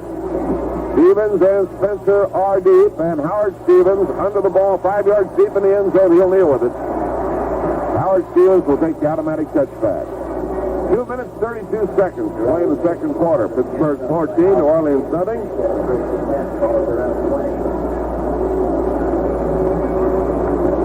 And the Saints are ready to move on offense, right to left here. Rather cool night in New Orleans. But it's in the 30s by now, Jack, don't you think? I wouldn't question it at all. Be good to get back to Pittsburgh tonight where it's warm and snowy, isn't it? What, Lou? What? Are you a broadcaster on this team? What are you talking in this booth for? Lou Crick, our talkative spotter. Here, you can use my microphone. Lou, what did you have to say? They're playing ball down there. They're playing football in New Orleans for no gain whatsoever. Parker took the pass. He got back to the line of scrimmage at the 20, and Ham and Thomas were there waiting for him. At halftime, I'm going to resolve this matter of microphone jurisdiction. Well, I'll tell you something, Crick. You know, you better mind your manners. You're not any bigger than Howard Stevens. And he says, I'm not either. Well, it's a good thing you're not flying home on the charter tonight, Myron, because you just might be without a seat. Yeah, that's right. Lucid see to that. First down, second down, 10 yards to go. New Orleans has stopped the clock with a timeout. The automatic timeout. Where's our commercial? Await the producer to inform you there's a break in the action. We'll be right back. Okay, 2 minutes remaining in a half. Here go the Saints from their own 20-yard line. Second down, 10 yards to go. Slot right formation. Now they split. They bring Joe Parker wide to the left and move their slot back in closer on the right side. Manning rolls left, throwing to the near side. He overthrows his target. Good. Nice. At the 39-yard line, Parker at the sideline needed a step ladder, and the crowd is really wild. He threw it all the way into the Saints bench area. Mike Wagner with a pretty good cover on Parker. Could be that Archie Manning decided to just let it go that way rather than risk it. An interception at that point could give them much trouble. He is 2 for 9 with 2 interceptions and a total of 8 yards passing tonight. Well, I'll tell you, he was a great prospect. They say he was hurt by the lack of a quarterback coach here. They've now got Lamar McCann in working with him and supposed to have helped, but tonight he's off the ball. He's inaccurate. Archie Manning back to throw. Manning fires the ball. Look out. It is intercepted. Picked off. The Steelers have it running with the foot. Now just a move. They throws the ball down to the 32-yard line. The ball was picked off by J.C. Thomas, who was running with it. He fumbled the football. I think Edwards Burnett wound up with the ball. J.T. Thomas. Glenn Edwards was the recovery, Jack. Glenn Edwards made the recovery. J.T. Thomas intercepted. The ball is back to the 32-yard line. And it is going to be first down and 10. And the Steelers now lead the league in interception. Archie Manning made the tackle on the play. That was his contribution after throwing the interception. Here is Bradshaw bootlegging, dropping back, firing on the far side. Almost not quite. Steve Davis can't hold it at the 15-yard line on the run. Wayne Coleman coming over to cover. Bradshaw's 12th pass of the night. Manning has now thrown 3 interceptions. Today's episode is brought to you by thisdayintheNFL.com. Celebrating football's greatest moments, one day at a time. Listen to classic broadcasts, explore historic games, and keep the legacy of the NFL alive at thisdayintheNFL.com. J.T. Thomas, he picks it off, gets his 5th interception, tying him with Glenn Edwards, and the Steelers now have 23 interceptions on the season, as Myron told you. That brings them right up to the top. Second down 10. Clock shows a minute 36. The height and the distance here made it almost impossible for me to tell what had happened after J.T. ran into some people down there. Gigantic scramble for the football. Split end to the left, Lewis. Flanker right, Shanklin. Bradshaw drops straight back. Bradshaw look. Plenty of time, throws for the end zone, and the crowd there that's batted away incomplete. His target was Ronnie Shanklin. Double coverage on him from Ernie Jackson and Tom Myers, and the pass is deflected over the end line and out of play. Clock is down to a minute 27. Ball comes back to the 32-yard line in possession of the Pittsburgh Steelers. Third down, 10 yards to go in New Orleans territory. I'll tell you, Bradshaw could have caught a bus. He had so much time to throw that ball. Did they ever give him protection? Shanklin is out and Lynn Swan is in. Number 1 draft choice, rookie from Southern California. He's been hampered by an injured finger. He splits right. Lewis is out to the left. And we got Bradshaw back and throwing to the near side. And on a comeback at the sideline, incomplete at the 21. As Swan, covered by Ernie Jackson, could not hold on to the football, appeared to be over the sideline anyway. And Bradshaw's 14th pass of the night goes incomplete. And now with the wind behind him, Roy Jarrell is going to try to add 3 more points to the Pittsburgh lead. Minute 22. This will be some kind of a kick. Bobby Walden kneeling at the 39. It would make it a 49-yard kick. But the wind for whatever it might be worth down there, is behind Girella. And Girella will be kicking from the 39. A 49-yard attempt, and Girella has it in the air, straight away, and it comes down short. He missed it. A little too much distance. So the field goal try is unsuccessful. Somebody has let loose a St. Bernard dog down on the field. Let the mascot of the Saints. Crowd is going crazy as the New Orleans Saints decide to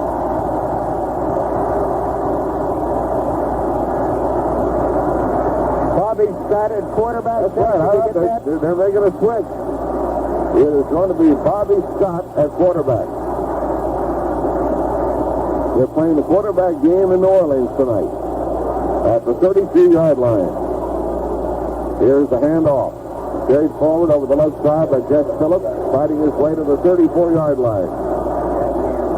Dwight White and Jack Gam on the stop. Bobby Scott, 3-year veterans from Tennessee, goes 6'1", 200 pounds, 25 years old.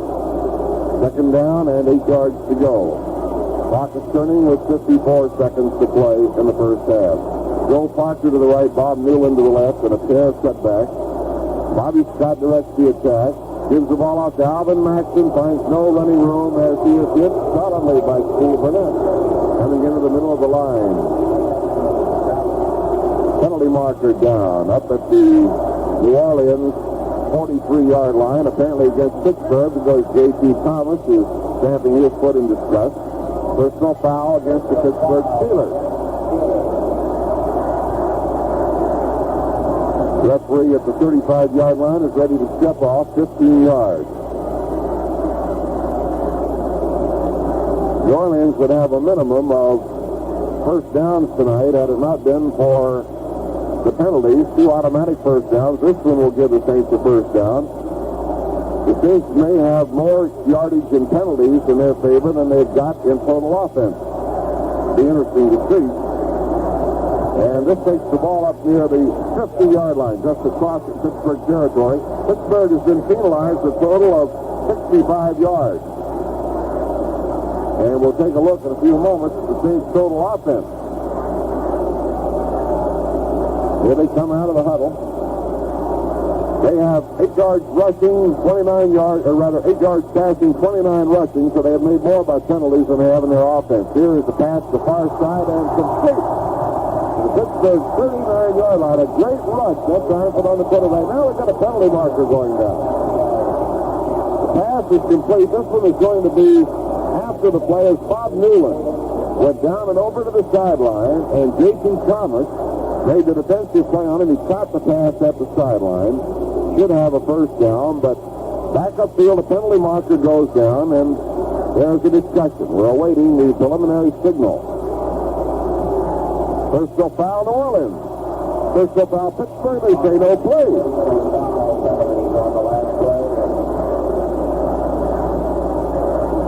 Now they're going to keep the ball down there. The official signals offsetting penalty. Jack, now he's signaling a first down. They may have thrown Steve Burnett out of the game. I'm not sure, but he's off the field on the sideline. I think he was involved in the monkey signs on the line. So the offsetting penalties do not involve the play, coming after the play. And he did not give us that indication. Here's a pass for the man coming out of the backfield, Howard Stevens, going to the 35. And New Orleans will use the timeout. Tackle made by Lawrence Hayes. So what we saw, simply offsetting penalties after the play. Mike Wagner was hit with a personal foul as far as the Steelers are concerned. The Steve probably left because of the 33 defense, the pass protection defense, that's all. He was not thrown out of the game. We got our fourth linebacker, Lawrence Hayes, in there. So, Scott is now 2 for 2 for 16 yards on the evening. Archie Manning, 2 for 10 with 3 interceptions, 8 yards. And the Saints remove the ball to the Pittsburgh 34-yard line. It is second down and about 5 yards to go. 26 seconds remaining to play in the first half.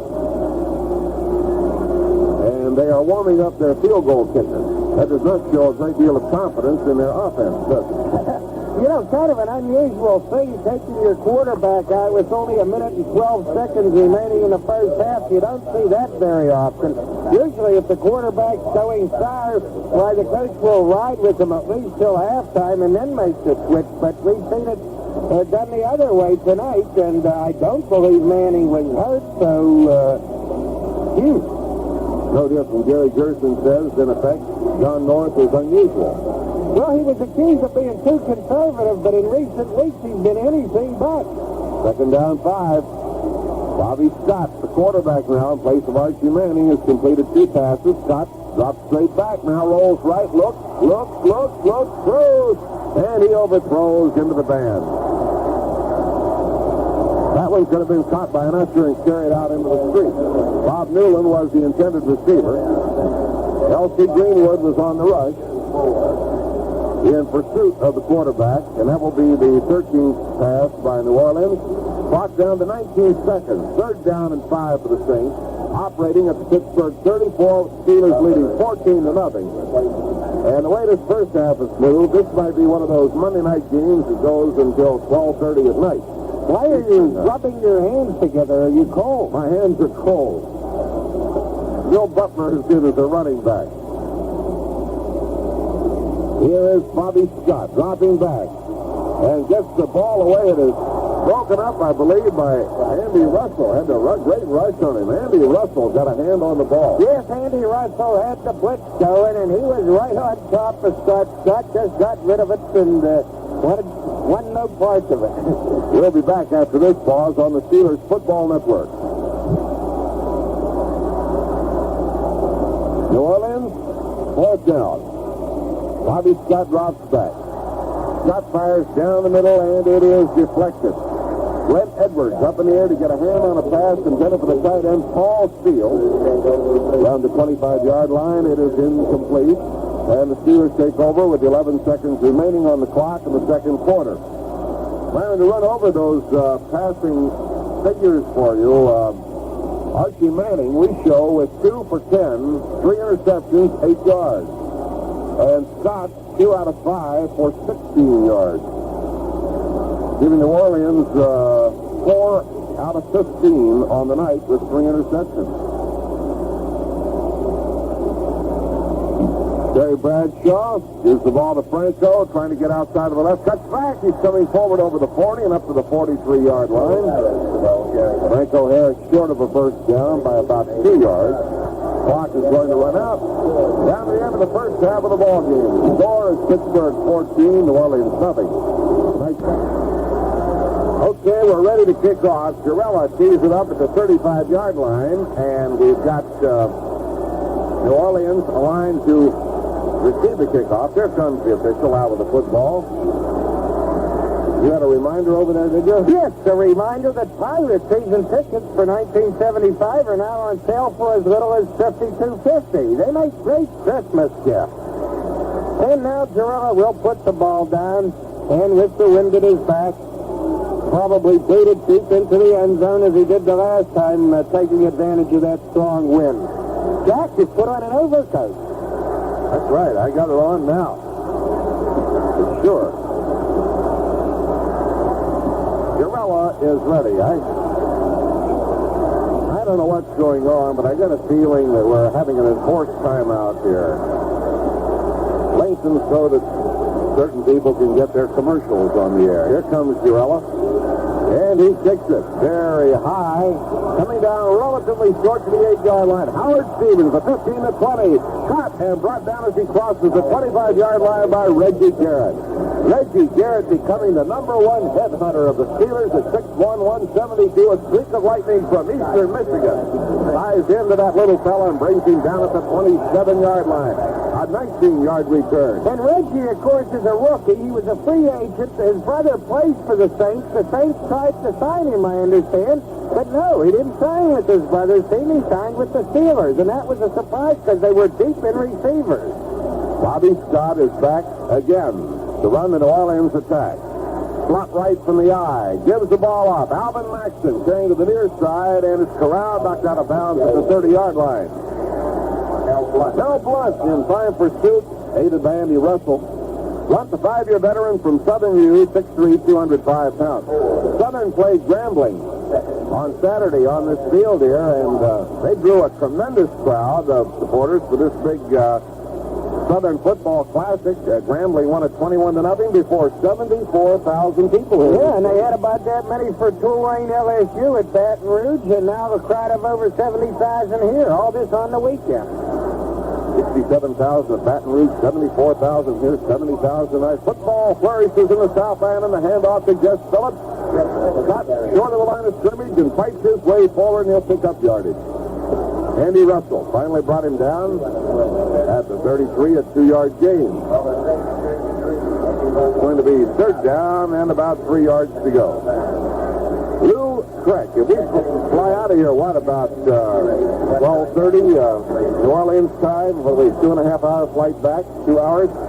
That takes us back in there at about 2:30 to 3 New Orleans time, 3:30 to 4 Pittsburgh time. It's a lovely way to spend an early morning. Here is Bobby in trouble. He is sacked back at the 20-yard line, and the man who had him was Joe Green. Joe Green had him by the arm and was in the process of bringing him down, and Elsie Greenwood came over to help out, but Joe Green will get the sack. And for the mean man, that is his second tonight, gives him 9.5 on the season. Okay, Edwards and Swan are deep, and Tom Blanchard will punt. For New Orleans, the ball is at the 19-yard line. Saints offense has been pretty well corralled throughout the evening. Blanchard standing at his own 6.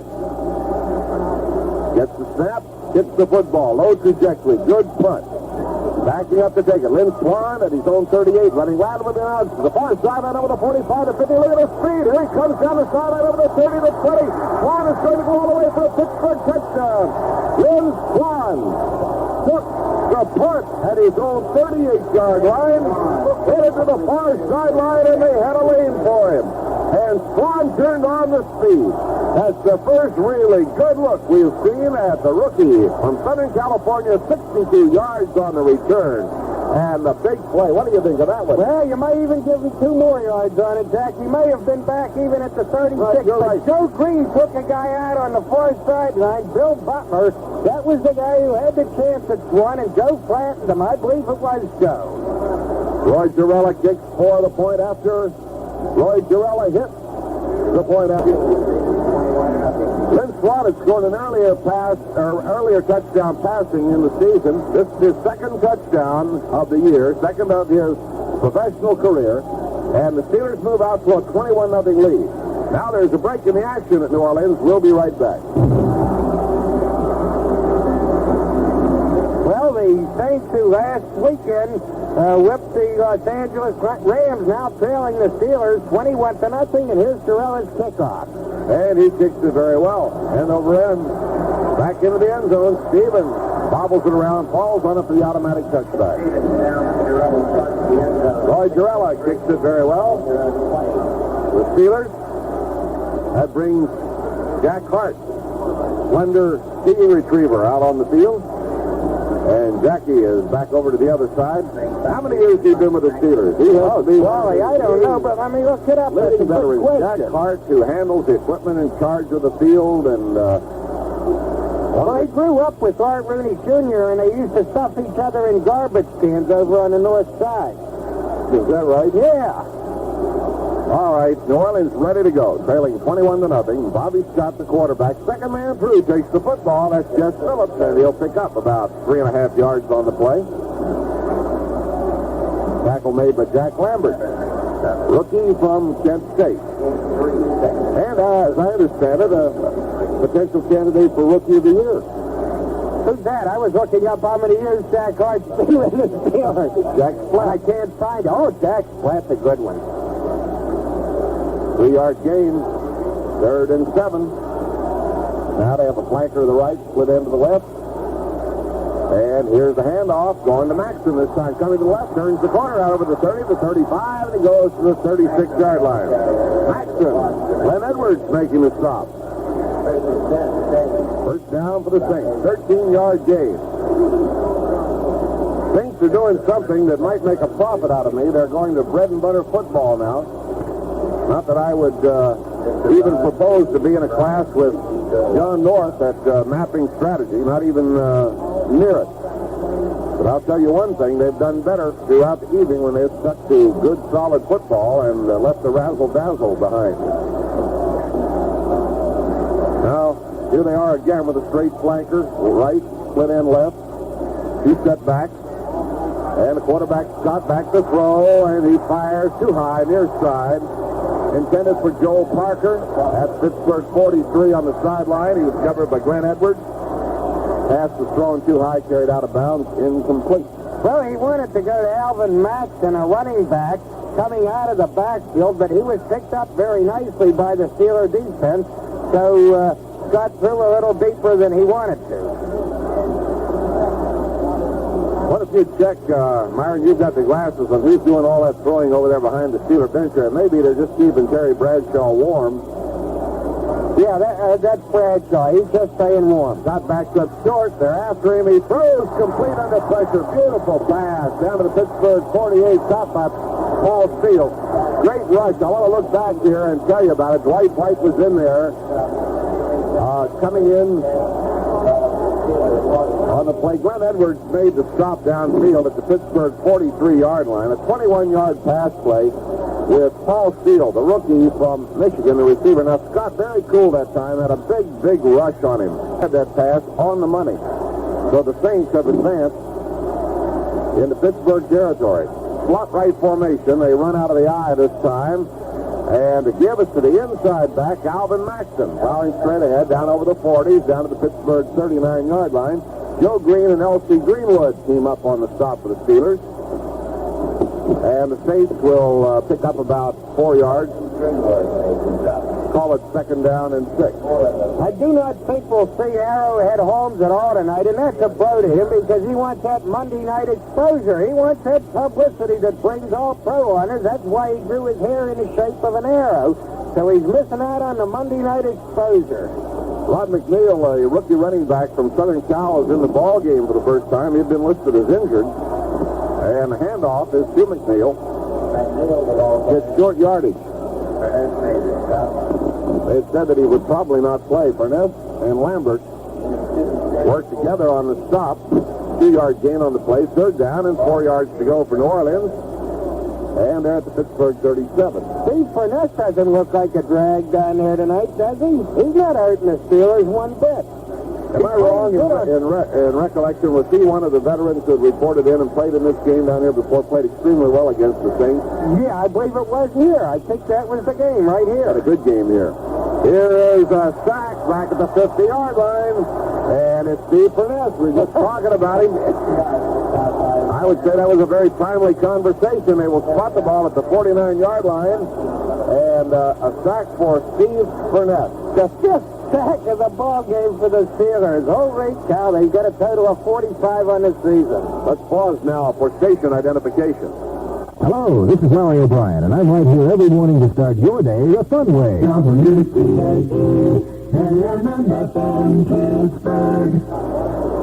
Saints in punt formation. Tom Blanchard will kick the football. Edwards and Swan are deep for Pittsburgh. And here's the punt coming in short. Inside the 20, bounding over to the side of the field, touches the Saints. Picked up by Swan, dives forward, gets 2 or 3 yards out of it to the 14-yard line. That goes to show you what will happen if you let the ball bounce around. Lynn Swan, an opportunist. And he just picked it up and dived forward for about 3 yards, and Don Coleman got on him and stopped him. And the ball is just short of the 14-yard line. Got a break in the action down on the field. We'll be right back.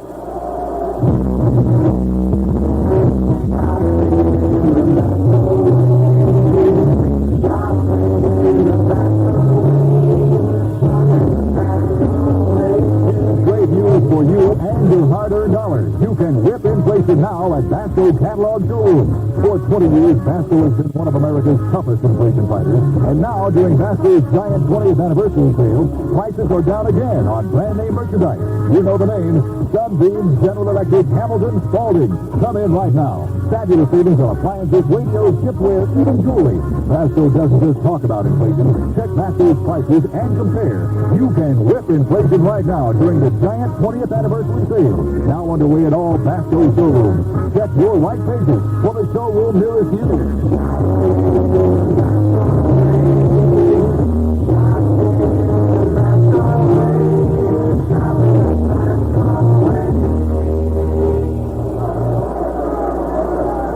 9 minutes and 33 seconds remaining in the third quarter. The Steelers leading 21-0, and here's Jack Fleming.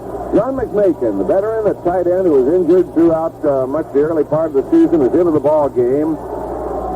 Handoff is given to Steve Davis, and Big Steve plows just off the left side out over the 15. He'll pick up about 5 yards, runs into Alex Price. Second-year man from Alcorn State, and linebacker Joe Fetterspiel. Three-year man from Kentucky. The ball is marked just short of the 19-yard line, a gain of 5, second down and 5 to go. I'm not saying that this game is locked up, but I want to toss some interesting figures your way as soon as I have an opportunity. All righty. Got Shanklin set to the right, Frank Lewis out to the left. Shifts him off the I formation. Here's Bradshaw giving the ball to Franco to the outside of the left. He's trapped, cuts forward, runs through people over the 25, the 30, and on the 32-yard line. Has he fumbled it? He has, and New Orleans recovers. Lost the field from it. Franco lost the football. And the New Orleans Saints come up with it. First turnover of that nature tonight for the Steelers. And New Orleans has the ball at the 31.5-yard line. Jim Merlo recovered the fumble for the New Orleans Saints. And they have a 1st and 10 at Pittsburgh 31.5. Franco, who ran for over 100 yards against Cleveland, fumbled several times in that game. Was afraid he wasn't concentrating enough. He's fumbled again now. All right, Bobby Scott is running the New Orleans attack, and he hands the ball off to Alvin Maxson. Getting outside of the left, over the 30, the 25, the 20, breaks the tackle, goes to 15, and runs all the way down to the 12-yard line. Alvin Maxson running through people, just off Bell Blunt. Finally, Mike Wagner got him. He run through Jack Ham, who gave him some help on the play, and Elsie Greenwood was over there. 18-yard run. Alvin Maxson, the rookie from Southern Methodist University, carrying the mail for the New Orleans Saints. And Maxson came into this ball game with 300 yards total on the season. He's now 11 carries for 63 to give to Maxson again. Nowhere to go this time. I'll tell you what, a separating defender slowed him down. L.C. Greenwood. And then Green grabbed him. But L.C. is the man who put the initial hit on him. Give him 2 yards as he struggled around in the pileup. It's second down and 8. This Maxson is a chunky rookie out of SMU, 5'11", 205. Chuck Noll very impressed with him on film. Says he runs with a lot of power. Bob Newland lines up out to the right as a flanker. Joel Parker splits in the near side. And the handoff is given to Jess Phillips, running to the right, and he's in trouble at the 10-yard line. Jack Ham got the first lick at him. Joe Green helped him up off the floor of the stadium at the 10-yard line. So it's going to be a gain of about a yard. Third down and 7 for the New Orleans Saints. And they bring the little guy, Howard Stevens, onto the field. 5'5", 165 pounds. So what? So what? I'm one, I can call him one. Split end left, flanker right. Running back set wide. And here's Bobby Scott back to throw. Lobs it into the end zone. Too long, and it's taken Mel Blunt right up against the wall. Blunt made the interception out of bounds. Incomplete pass. Joe Parker, the intended receiver, overthrown. And that took Blunt right up against the fence. I shouldn't say the wall. Face first into that fence. He really hit that thing. I hope he's not hurt. Boy, I'll tell you something. The runt that time, 5'5", Howie Stevens. You should have seen him try to block White. He was back there for pass protection, and he sort of freezed on Dwight a little and then ran for his right. 4th down, 7 at the 10-yard line. New Orleans going for it. Trailing 21-0. Got his back, firing to the end zone, far side. He hits his man right at the goal line. Joe Parker has a touchdown. Threw into a crowd of people. Wow. J.T. Thomas was right there.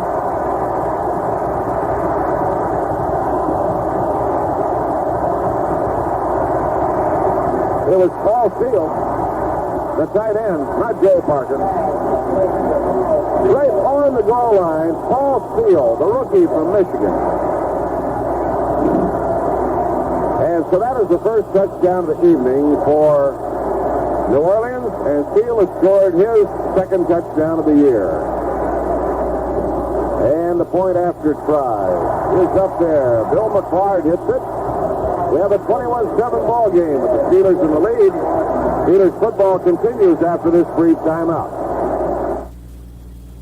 It is sold out, but there are plenty of 50-yard line seats at Buddy's in Market Square, the only place downtown for a 50-yard line seat to watch the Pitt-Penn State game on Buddy's Advent Video Beam life-size television from Opus One. And after the game, join in the fun with the Good Time Clothes Horse Coach Joe Avazano. Remember, too, weekdays, Buddy's is a pleasant place to lunch and enjoy a libation. Buddy's, the only place to be after every game, or for lunch. Buddy's in Market Square. Okay, the Saints have made it to the scoreboard. They now trail the Steelers 21-7. Just before they got that ball on a Franco Harris fumble and proceeded to go in for a score, I was about to say that while I'm not saying the game was locked up, it so happens that when the Saints scored 20 points last weekend to upset the Los Angeles Rams, it was the first time they had scored 20 points since 1970.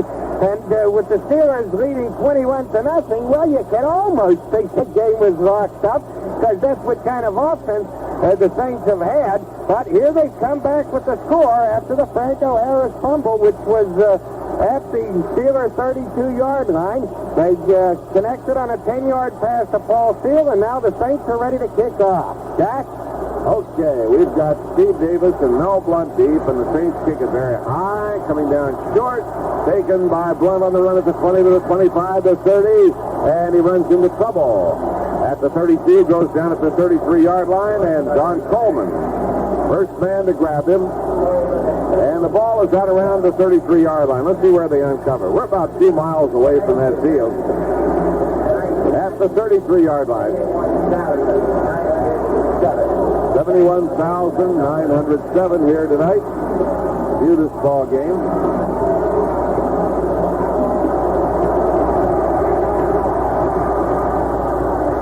So for the weekend, they put over 140,000 in here to see 2 games.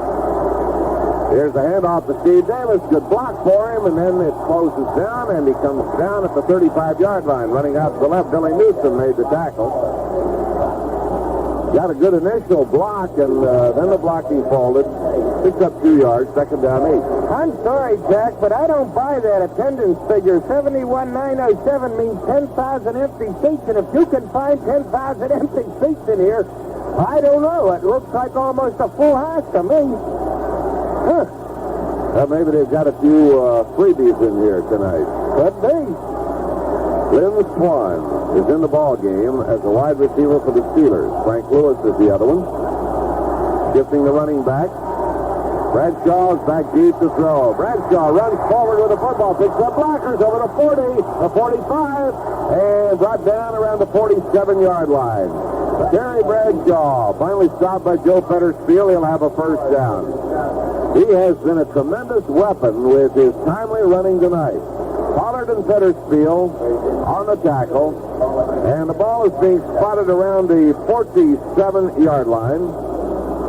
John Stallworth is on as a wide receiver. 2 rookies, Swan and Stallworth for the Steelers. Hey, Jack, I think Bradshaw has about 93 yards rushing. He might have a 100-yard game, won't he? We have him unofficially over here, 8 for 81. You know, he had 80 in the first half officially. Right here is the handoff now to Steve Davis. Hitting straight ahead over the left side. He's up over the 50 and down to the 49-yard line. Bob Pollard makes the tackle on him, and they've crossed the 50-yard line and a gain of around 4.5 yards. Second down and a short 6. So Bradshaw had 80, 6 for 80 in the first half, so we'll correct it. I think he had a 13-yard gain on that play. Yeah, that brings him up to about 93 yards. Go for 100, Terry. Second down, short 6. Just across the 50 in New Orleans territory. Steelers leading 21-7. Bradshaw fakes a handoff. Pitch out for left side to Franco Harris. And Harris cuts down to the 45 and onto the 44. He is short of a first down. Bradshaw running the rollout option to the left side with Harris trailing. Wayne Coleman makes the stop. We've seen just about everything in this ball game tonight. You got the play all wrong. That was Billy Daniels pitching out to Tony Dorsett. That's exactly what it looked like. The fake to Davis, the pitch out on the option play to Franco. Larry Brown enters the ball game replacing Lynn Swan. We have 2 tight ends in there, John McMakin and Larry Brown on 3rd and 1.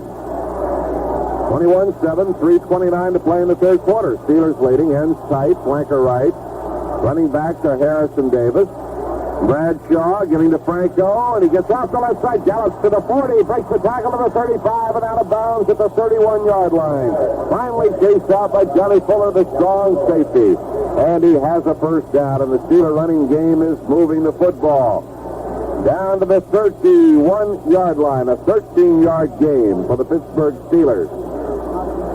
And both Davis and Harris running well tonight. Rocky Blyer is down there in reserve. But anytime you go into a game, you'll miss the services of Frenchie Fuqua and Preston Pearson, who are hospitalized back in Pittsburgh, and we do hope that they're out of there very soon. Lynn Swan is back into the ballgame. Franco is 11 for 69 yards tonight. Here is Bradshaw, a quick handoff inside, and taking the ball, coming outside of the right is Franco, 20, 15, and out of bounds at the 11-yard line. Johnny Fuller chased him out. That appeared to be a hit straight ahead. And suddenly, Franco veered to the outside, turned on his speed, and with his great running ability, swung to the sideline and finally was chased out at the 11, a 20-yard game. And now New Orleans has fired this ball club. Leading 21-0, there might have been just a notion that it was wrapped up. But New Orleans comes down to score from 32 yards out, and now the Steelers come firing back, and they're doing it all well. Bradshaw lines them up at the 11-yard line. The running backs are set wide. And a give.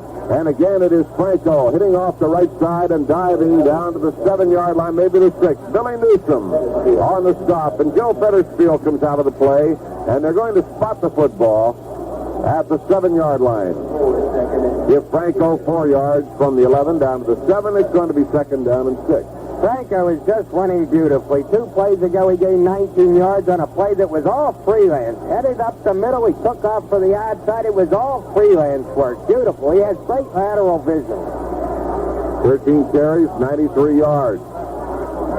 Pitch out to Franco, running to the left. Needs help. He doesn't need it. He gallops over a man, goes inside the 5, and is down to the 3, maybe the 2, and Jim Merlo finally making the tackle on him. Tom Myers up on the play. Harris that time appeared to have no chance to get through as they closed in on him, and he carried it under his own power. He's down to around the 2-yard line. And Harris is held down on the turf over there, and he may be hurt. Getting up slowly. He's okay, I think. And they're going to measure at the 2-yard line to see whether or not Franco Harris has picked up the first down. In the meantime, goal line defense time for New Orleans. And the Saints bring on Don Coleman. They bring on Steve Bumgardner. They come out on the field with Andy Doris, and they bring out the smaller men and go to the bigger lineup defensively at the goal line. They have measured, and Pittsburgh is short of a first down by inches. It's going to be third down. Inches to go for a first down. And a little less than 2 yards to go for a touchdown. Pittsburgh leading 21-7 with 2 minutes and 15 seconds to play in the third quarter. Lynn Swan is out, and Larry Brown and John McMakin, the 2 tight ends, are there. John Stallworth is the wide receiver. Stallworth flanks out to the near side. Stallworth out of Alabama A&M. All right, the Steelers lined up at the 2-yard line, just inside the 2. And Bradshaw gives it to Franco, and he hits the Stovall on the right side, flips off, and has the first down to 1. It's solid resistance, ran into Jim Merlo, slipped off to the right side, and was covered as he went down at the 1-yard line. And the ball will be just inside the 1. Franco's worrying me to death, getting up slowly. Giving it the old Jim Brown treatment, coming up off the ground. Well, what he's doing is having reclining conversations with the officials on where to spot the ball. While he's talking, he figures he doesn't have to be on his feet. That's taxing. He talks well in a reclining position. Less than a yard to go. First down and goal for the Steelers. Moving at the goal line to our right. And here's Bradshaw rolling out to the left and firing into the end zone for a touchdown. Hitting Larry Brown.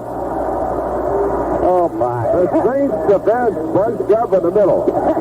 Just exactly the one play that you wouldn't expect to see. A rollout to Bradshaw's opposite side. The right-hander turned and flipped the ball to Larry Brown in the far corner of the end zone, wide open for the touchdown of beauty. It was a pass good for 18 inches. That's what it was. Here is the extra point try by Roy Girella. At the 10, the ball is down. Girella kicks it. It is good. Pittsburgh 28, the New Orleans Saints 7.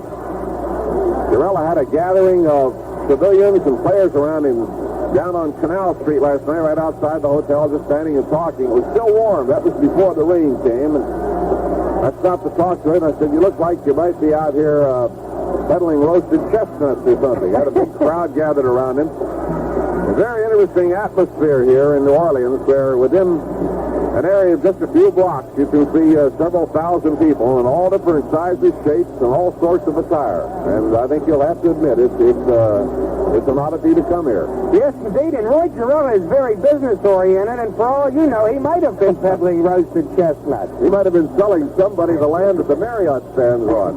That drive went 67 yards in 10 plays.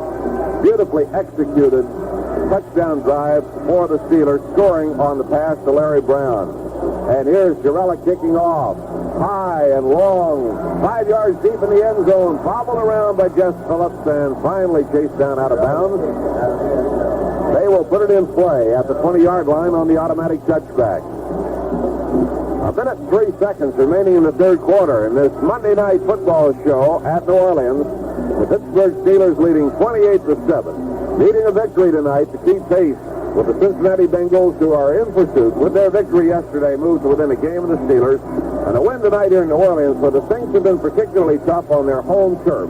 Just be a tremendous accomplishment coming into the home stretch of the season. You think Bradshaw's won the quarterback job? I'd say on the basis of tonight's performance, he has to have won something beautiful. Here they are. The pass fired to the right flat area to the 20-yard line. Alvin Maxson pulls it in. He's immediately belted. Very short gainer. Jack Ham makes the stop. 1 yard gain on a long pass out to the right. I show New Orleans 7 for 20 passing and 3 interceptions by the Steelers. Let's see how that matches up. Manning 2 for 10 and Scott 5 for 10, so that is 7 for 20 with 3 interceptions. All right, Bobby Scott is the quarterback, drops back and fires downfield too high. His man up at the 40 was Joe Parker, and the defensive man back there, J.C. Thomas, could not get near the football. Jack Ham dropping back was not there. It was overthrown, an incomplete pass.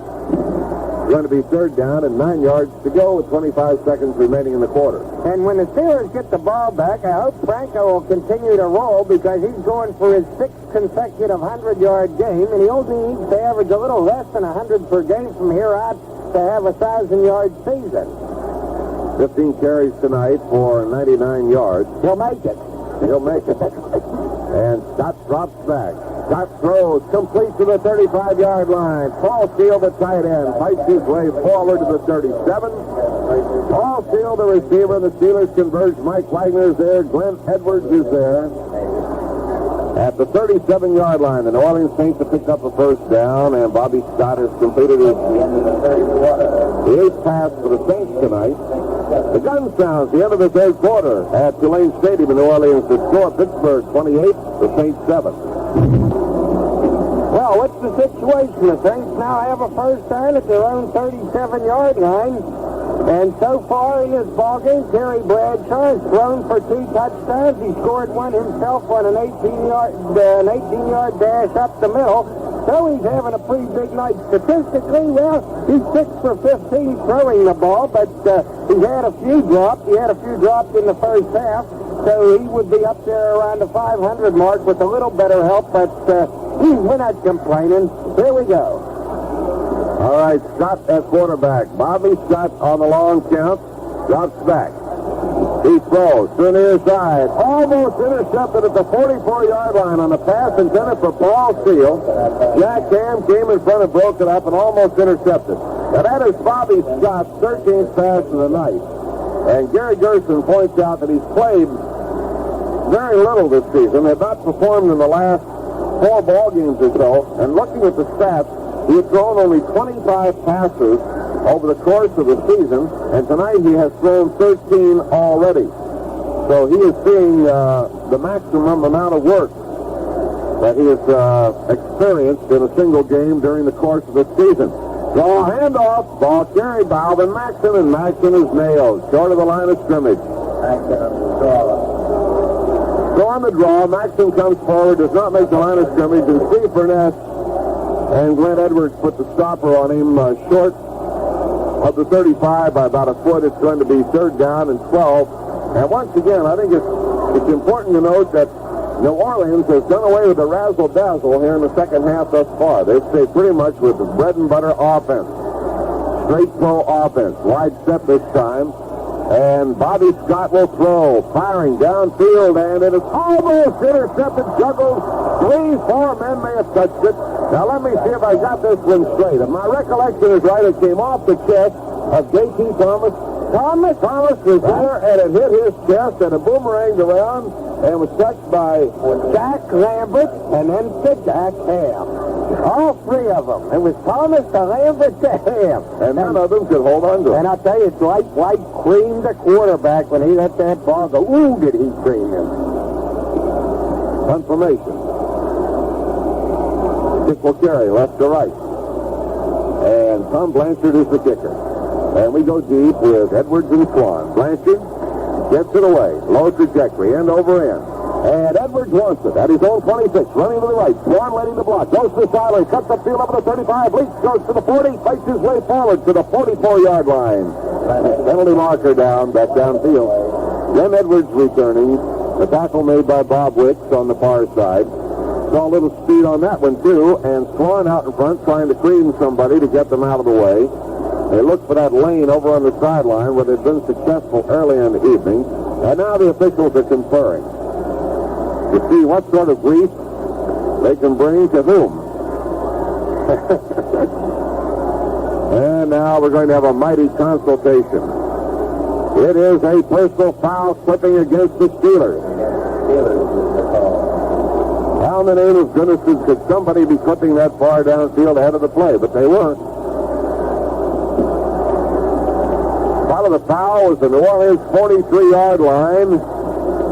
38-yard punt, a 13-yard return, and now a 15-yard mark-off from the spot of the tackle. Takes it from the 40 back to the 25. Our ball club has now been penalized a total of 80 yards on the night. Well, the Steelers have been right up there, either leading the league or close to it in penalties all season. Do you suppose we have some nasty fellows on this team? No, they play with pride and enthusiasm. Sure.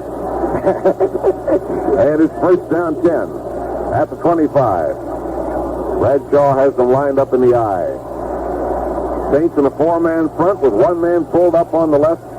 Very tight. And the handoff to Steve Davis on a slant through the middle comes to the 29-yard line. Just short of it. Alex Price on the tackle for the New Orleans Saints. And it sent the ball back to the 28-yard line. 3-yard gain, second down and 7. Hey, Jack, are you flying back with the Steelers tonight? Absolutely. Shucks, I need a ride from the stadium to the hotel, and I'm not getting out of here till an hour after the game, and how am I going to get a cab? I thought maybe you could help. Ah, well. I could hang around and flag one for you. There's the handoff. Franco Harris nails as he approaches the 30-yard line, gets short yardage. Alex Price and Billy Newsom on the tackle. You would pay my ticket back or get me on your charter tomorrow. I'd be most happy to stay over tonight just to see that I could flag down transportation for you. Nope. Harris has just gone over the 100-yard mark. 16 carries, 101 yards on the night. It is 3rd down and 5. Bradshaw taking a long count. And he got the blitz. Bradshaw's back there, runs out of the man. If he can get outside, the flag is down. He doesn't make it. He is caught running to the right. And the man who caught him was Joe Fetterspiel. Flag's going down. Steelers are unhappy. And I'm telling you, Mike Webster, the fiery rookie from Wisconsin, is having a few things to say to the official.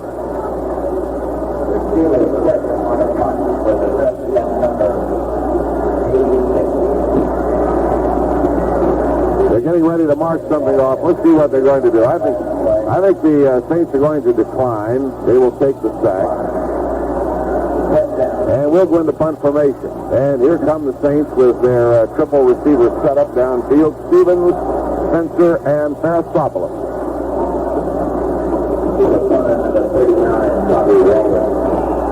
Okay, Walden standing back at his own 10-yard line. The deep man is the little guy, Howard Stevens, out of Louisville.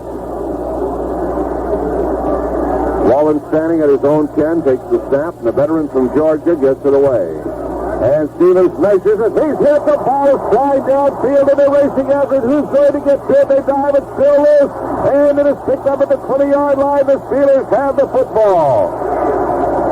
Steelers have the football at the 20-yard line. Now tell me, who hit that little guy outside? Reggie Garrett, I do believe, and John McMakin recovered the fumble. Garrett hit him almost the instant the ball landed in his mitts. Ooh, he gave him a whack, and Reggie is a star of the special teams. No question about it. The Steelers take over at the New Orleans 20-yard line. Steve Bungardner put the stop on McMakin. It didn't matter because the ball comes back. You cannot advance it, so it comes back to where he picked up possession at the 20-yard line, and what a lick. Now, I think that little fella is going to consider the fair catch in the future. Oh, wow. That was a beauty. Was that Stevens back there on that play, Jack? I That didn't know. was Stevens. He took it and he got creamed. Hand off, left side, Franco, to 15, to 10, carries the man with him down almost to the 6-yard line. Sherman Moore hanging on for dear life, and Big Franco just carried him along. Let's see what he spot the ball. He take it in at the 7-yard line, a first down for the Steelers. So a gain of 13 yards on the play for Franco. His total is up to 114 on the night. The ball is at the 7-yard line. The clock turning with 11:55 to go in tonight's game, and the Steelers leading 28-7. Lining up in the I formation with Steve Davis at the top of the I. The inside back is Franco Harris. They shift. Harris to the right, Davis to the left. Terry Bradshaw goes back to throw. Bradshaw out into the right side area, completes it to Franco, puts his head down and goes to the 1-yard line. Franco just drifting out of the backfield. Have we got a penalty marker down? We do. Now what? Tackle made by strong safety Johnny Fuller. After Franco had gone down to the 1-yard line, holding against the Steelers. Well, down on the field, you see Webster is going out of his head. Webster throws his hands up in the air. He is beside himself. He's a very religious fellow, Mike Webster. Reads the Bible faithfully, you know, for pleasure reading as well. You know, he's just a very articulate young fella, too, and right now, however, he's mad, and he would like to say some nasty things to the officials, but oh well, it fits the ball back to the 17-yard line, so it's time for Terry Bradshaw to run up the middle for a touchdown. Those fellas in the Bible got bad officiating every now and then. Yep. It's prevailed down through the years. All right, John Stallers and Lynn Swan are the wide receiver. Harris and Davis are the running back. 10-yard mark off, and the handoff. Then there's a fumble, and New Orleans has picks up the football. Franco carrying it. Hit on the play by Bob Pollard. Aiden Coleman picks it up. Saints have it. And they've advanced the football back out to the 27-yard line. And we're going to be back after this pause on the Steelers football night. Well, we're ready for football again. Saints first and 10 at their own 27. Here's the pass. In and out of the arms of Paul Steele at the 33. Bobby Scott had it on the nose. Last week we narrated at Cleveland for you, the mass fighting in the end zone. Tonight we have a rather chunky fellow. And fat. Civilians call him Little Fat. He came running out on the field pursued by about 3 police and some other guy who would apparently be of the security force. And he took them about 60 yards, came across the near side, collapsed on the track, and they proceeded to get him down and manacle his wrist behind his back and lead him out, and the crowd was booing. He'll become a local legend. Bobby Scott calling the signals. Draw, handoff, given to the little guy. Howard Stevens gets over the left side. And now we got a little fight coming up. Mike Webster and Paul Steele. Little exchange of fisticuffs. Ball's going to be spotted at the 32-yard line. And it's going to be third down and 6 yards to go. Jack, a statistic that's a little disturbing. That last fumble by Franco was his 7th of the year, and 6 times the other team has recovered the football. 6 out of 7. Third down, 6 yards to go. Bobby Scott directs the New Orleans attack. Here's Scott. Throwing sharply and hits his target at the 43. Joe Parker fights his way with a 45, fumbles the football. A scramble for it in Steeler territory. The Saints have it at the 47-yard line. Joe Parker, the receiver, finally recovered the football. Mel Blunt, he fires for that ball after he had made the tackle on Joe Parker, the rookie from Florida. They have a completed pass and a first down in Steeler territory. Talk about a perfect find. Parker was being wrestled by a Steeler defender, and yet he dropped the ball, and it finds right back to him. It had to be a perfect find for him to get that ball back because he was still in a bear hug. 21-yard advance to the football. The Saints at the Steelers' 47. 9:47, the clock is turning. A slot right formation to the top of the eye. Stevens with the ball. He runs, and he goes to the 40-yard line. Mike Wagner upended him. Joe Green covering on the play. He advances the football about 7 yards down to the 40. Going to be second down and 3 yards to go. The Saints very definitely, thus far in the second half, have abandoned the razzle-dazzle type of attack that they were attempting to execute with Archie Manning in there. And they've gone to a straight, more conservative offense. And here's a handoff, and it's to Alvin Maxson. He goes off the left side down near the 37-yard line. He may have a first down. Maxson takes the ball down close to a first down. Bill Green is at the bottom of the play. Steve Furness, and they'll take time to measure. Next Sunday afternoon, the Houston Oilers will be at Three River Stadium. In the earlier ball game, Pittsburgh defeated Houston 13-7. And the Oilers went on to win 4 in a row, and they were edged out of one this past weekend. As Myron was talking about earlier, by the Dallas Cowboys 10-0.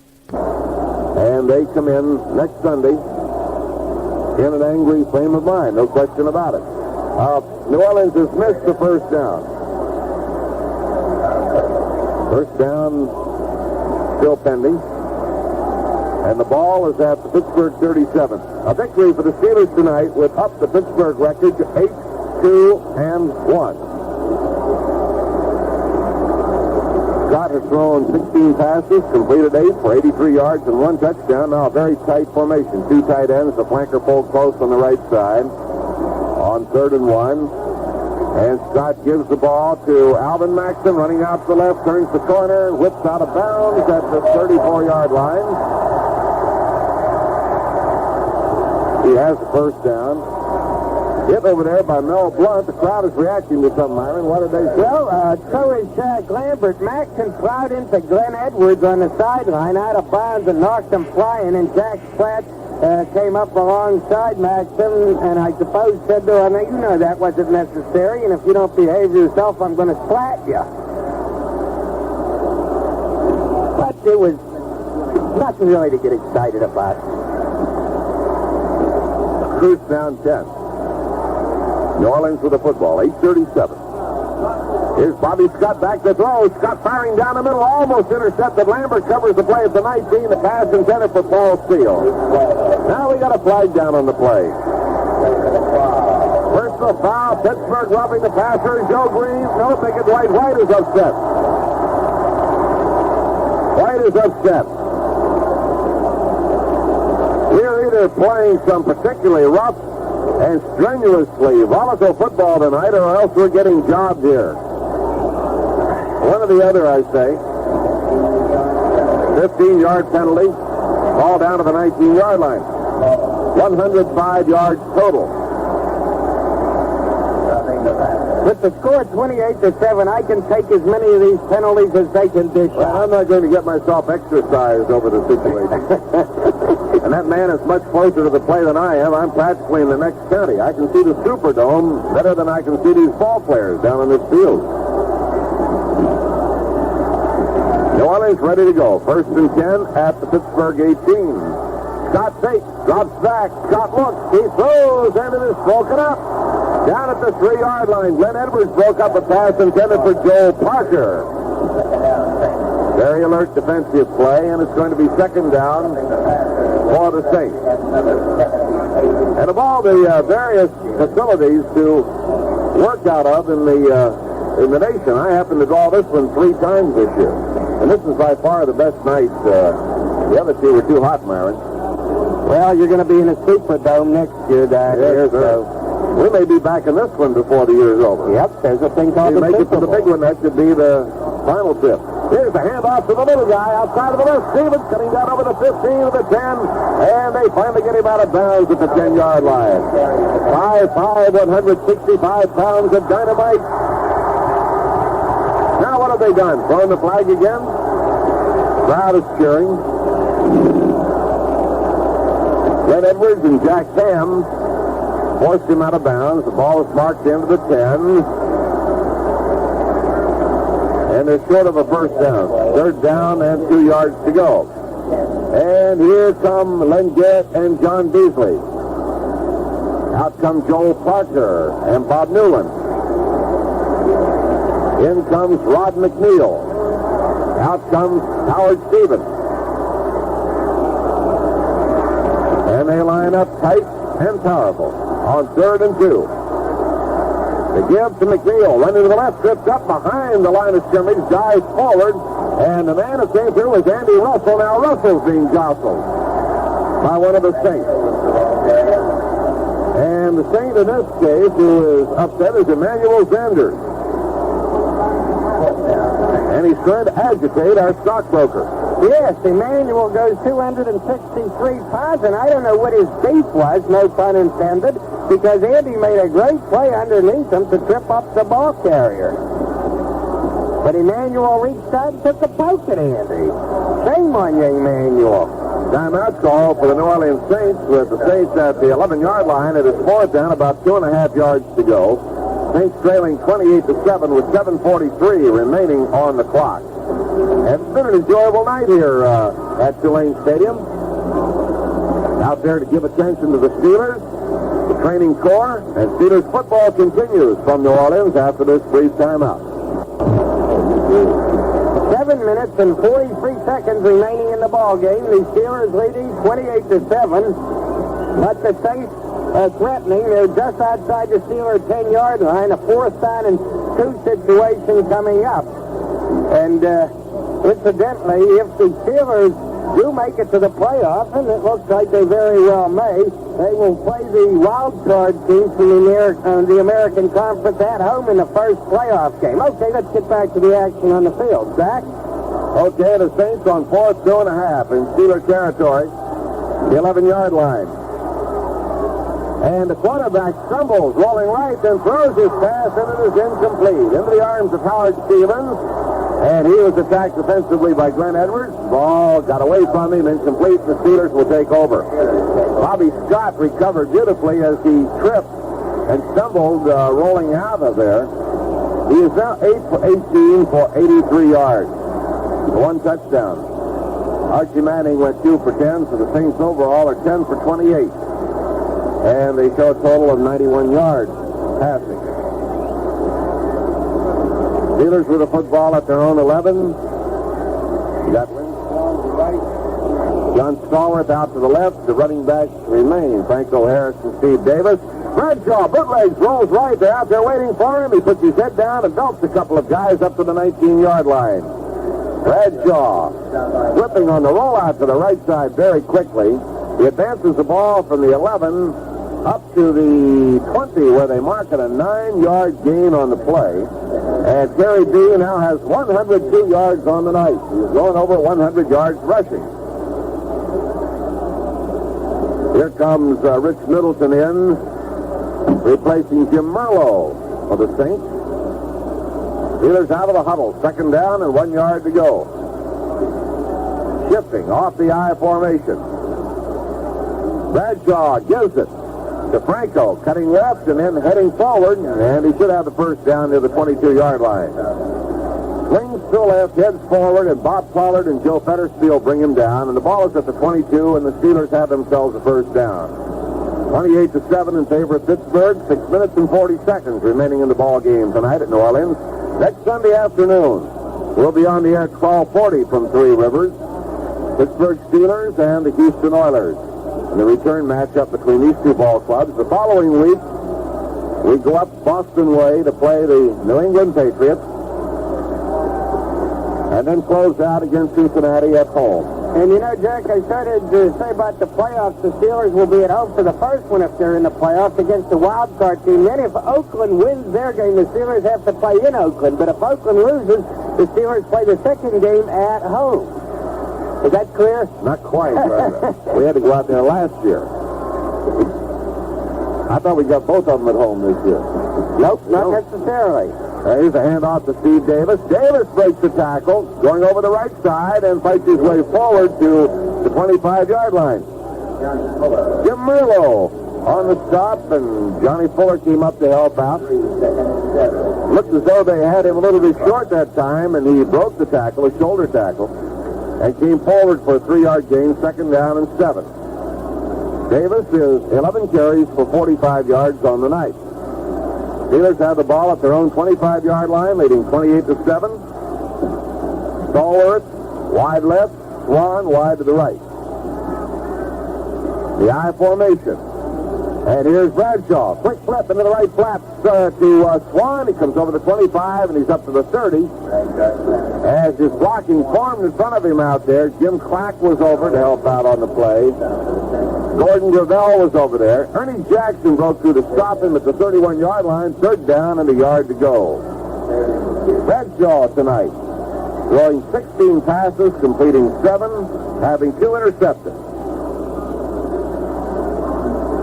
Here comes Larry Brown onto the field very quickly, and he becomes the second tight end. That means they send Stallworth wide to the right. 2 tight ends in the ball game. And off Steve Davis finds the hole over the left side and comes up to the 35-yard line. And the tackle executed for New Orleans by Tom Myers up for the secondary. And he had him around the ankle, pulls him down at the 35-yard line. Clock turning 4 minutes and 34 seconds. Many of the more than 70,000 people on hand have given up on the night and on the football game and decided to go home. Around the area, you can see them wrapping up their blankets. It's been a chilly night for the Southerners. You can't blame them. They're not accustomed to this. Here's Bradshaw rolling out to the right, and he's going to be in trouble. They got him, 3 of them. Man, they got a hit on him at the 33-yard line. Jim Merlo is over there. Ernie Jackson. And also coming out of it, Steve Baumgartner. And Bradshaw got a pretty good lick that time, but he weathered it. Second down at 11. 1 yard loss, and I don't want him losing yardage because we got him over 100 yards on the night. He's back to 101 now. 3 minutes, 40 seconds, the clock turning. I'd like to have you listening next Sunday afternoon for the Steelers and the Oilers. If you can't make it to the stadium, if you are going to the stadium, take your radio along. Back goes Bradshaw. Firing to the near side, and Stallworth reaches for it at the New Orleans 43, could not get the ball. Covered by Vivian Lee. So it's an incomplete pass. I think that your afternoon at the stadium could be enlivened by some comments from Miracle Myron, our little guy who is now considering the possibility of entering pro football and becoming Pittsburgh's answer to New Orleans' little fella. Howard Stevens, 5'5", 165, and Cope goes 5'5", 138. Now 3rd and 11. Bradshaw shifts. Franco a few steps to the left, and the New Orleans defense shifts. And Bradshaw is back to throw. They're after him. He gets the pass away, and it is wide of the intended receiver up the 45-yard line. That would be Johnny Stallworth with Vivian Lee covering. Incomplete pass. 4th down now. 11 yards to go. Walden is on to do his thing. 3 minutes, 17 seconds remaining in the ball game. Pittsburgh 28, New Orleans 7. Bob Wicks is back deep. Different alignment here. Howard Stevens and Maurice Spencer. Spencer is in the middle. Wicks is to his left. Stevens is in the middle. Wicks to his left and Spencer to the right. Walden punts it.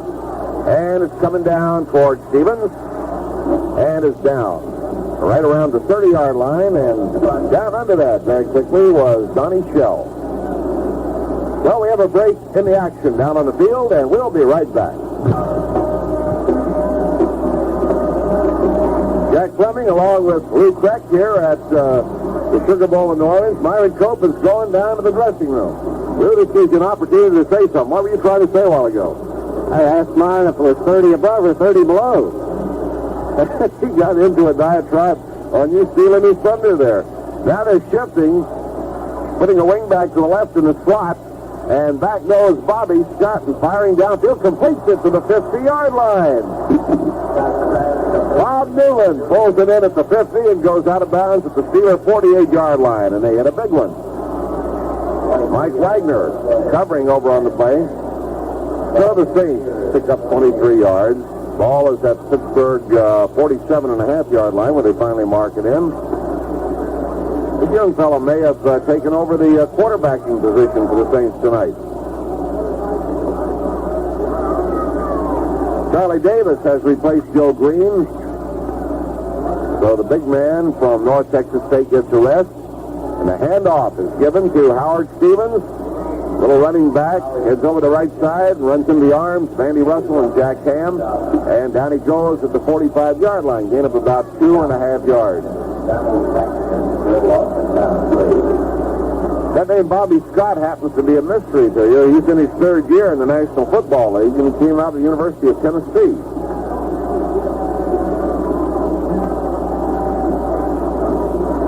Larry Sippa, you may recall, quarterback the mainly rookie team that played us in the preseason. He's our number 3 quarterback. Scott's back, firing to the near side, off the fingertips of a falling Bob Newland at Pittsburgh 28. Penalty marker is down. Newland coming to the near side, a 5-yard mark off and a first down. Defensive holding. Takes it to the 40-yard line. I think that's up about 110 yards in penalties against our side.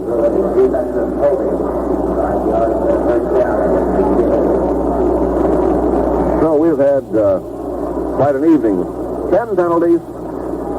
So the score, Pittsburgh 28, the officials 10, New Orleans 7. You want to keep score that way. 2 minutes, 23 seconds remaining in the ball game. This one is chalked up in the win column. Scott fakes as he drops back. Scott fires downfield. Leaping try at the 22-yard line by Bob Newland, unsuccessful. Up the cover, Mike Wagner had a shot at it, but it was too high and too hard, and it falls incomplete. 2 minutes, 18 seconds. Been a cold night in New Orleans. The temperatures had to drop into the lower 40s, at least with a stiff wind blowing throughout the evening. They charged the holding to Jack Lambert on that previous penalty. Scott is 9 for 20, 107 yards and a touchdown. Lauren Caves is in as a fourth linebacker, replacing Steve Burnett.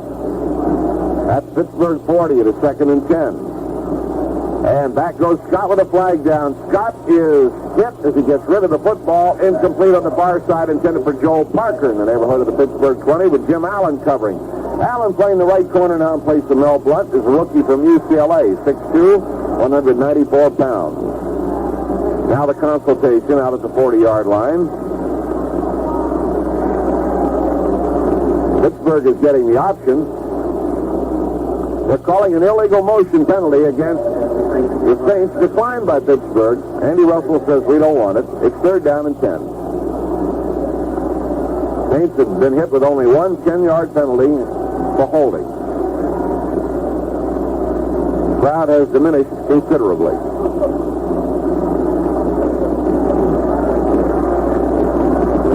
All right, here's Bobby Scott calling the signals for the New Orleans Saints, the Steeler 40-yard line. Scott takes. He's back and looking. Throwing, no, incomplete at the 30, in and out of the arms of Paul Steele, the big rookie from Michigan. Jack Lambert in hand covering did not figure on that one. Steele just simply could not hold the football. He dropped it. Big 6'4", 222-pound rookie from Michigan, and that pass was right on the nose. Steele drops it. Scott is 9 for 22, 107 yards and 1 touchdown. 2:08 to play in the ball game. On a Monday night in New Orleans. They break out of the huddle. Bob Newland to the right. Joe Parker wide to the left. Tight end is Paul Steele. Quarterback is Bobby Scott. He's back to throw and after him, and getting him is Dwight White. Mad Dog in pursuit. Gets the sack, and the Steelers continue to add to their tremendous number of sacks for the season, all the way back to the New Orleans 49-yard line. And that was a 4th down play, so the Steelers will take over at that point with 2:04 remaining in the ball game. The ball is at the New Orleans 49.5-yard line.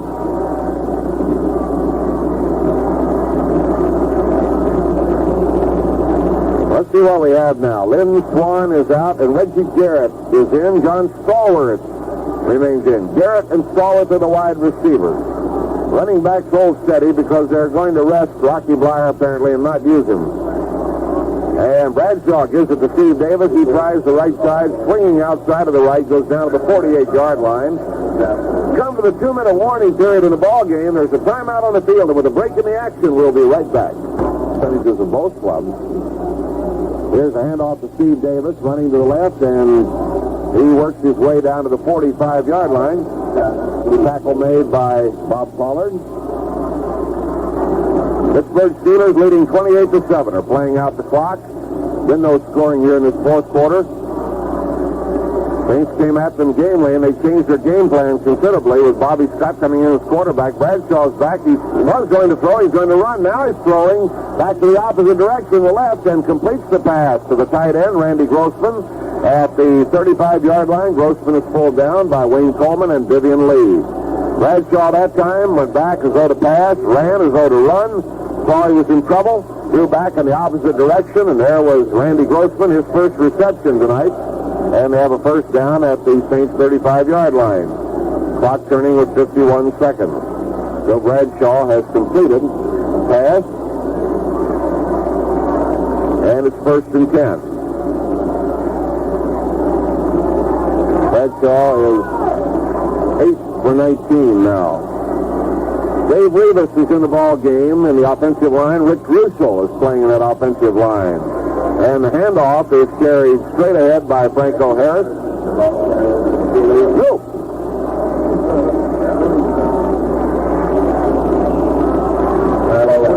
Reggie Harrison, new running back, sneaked into the ball game.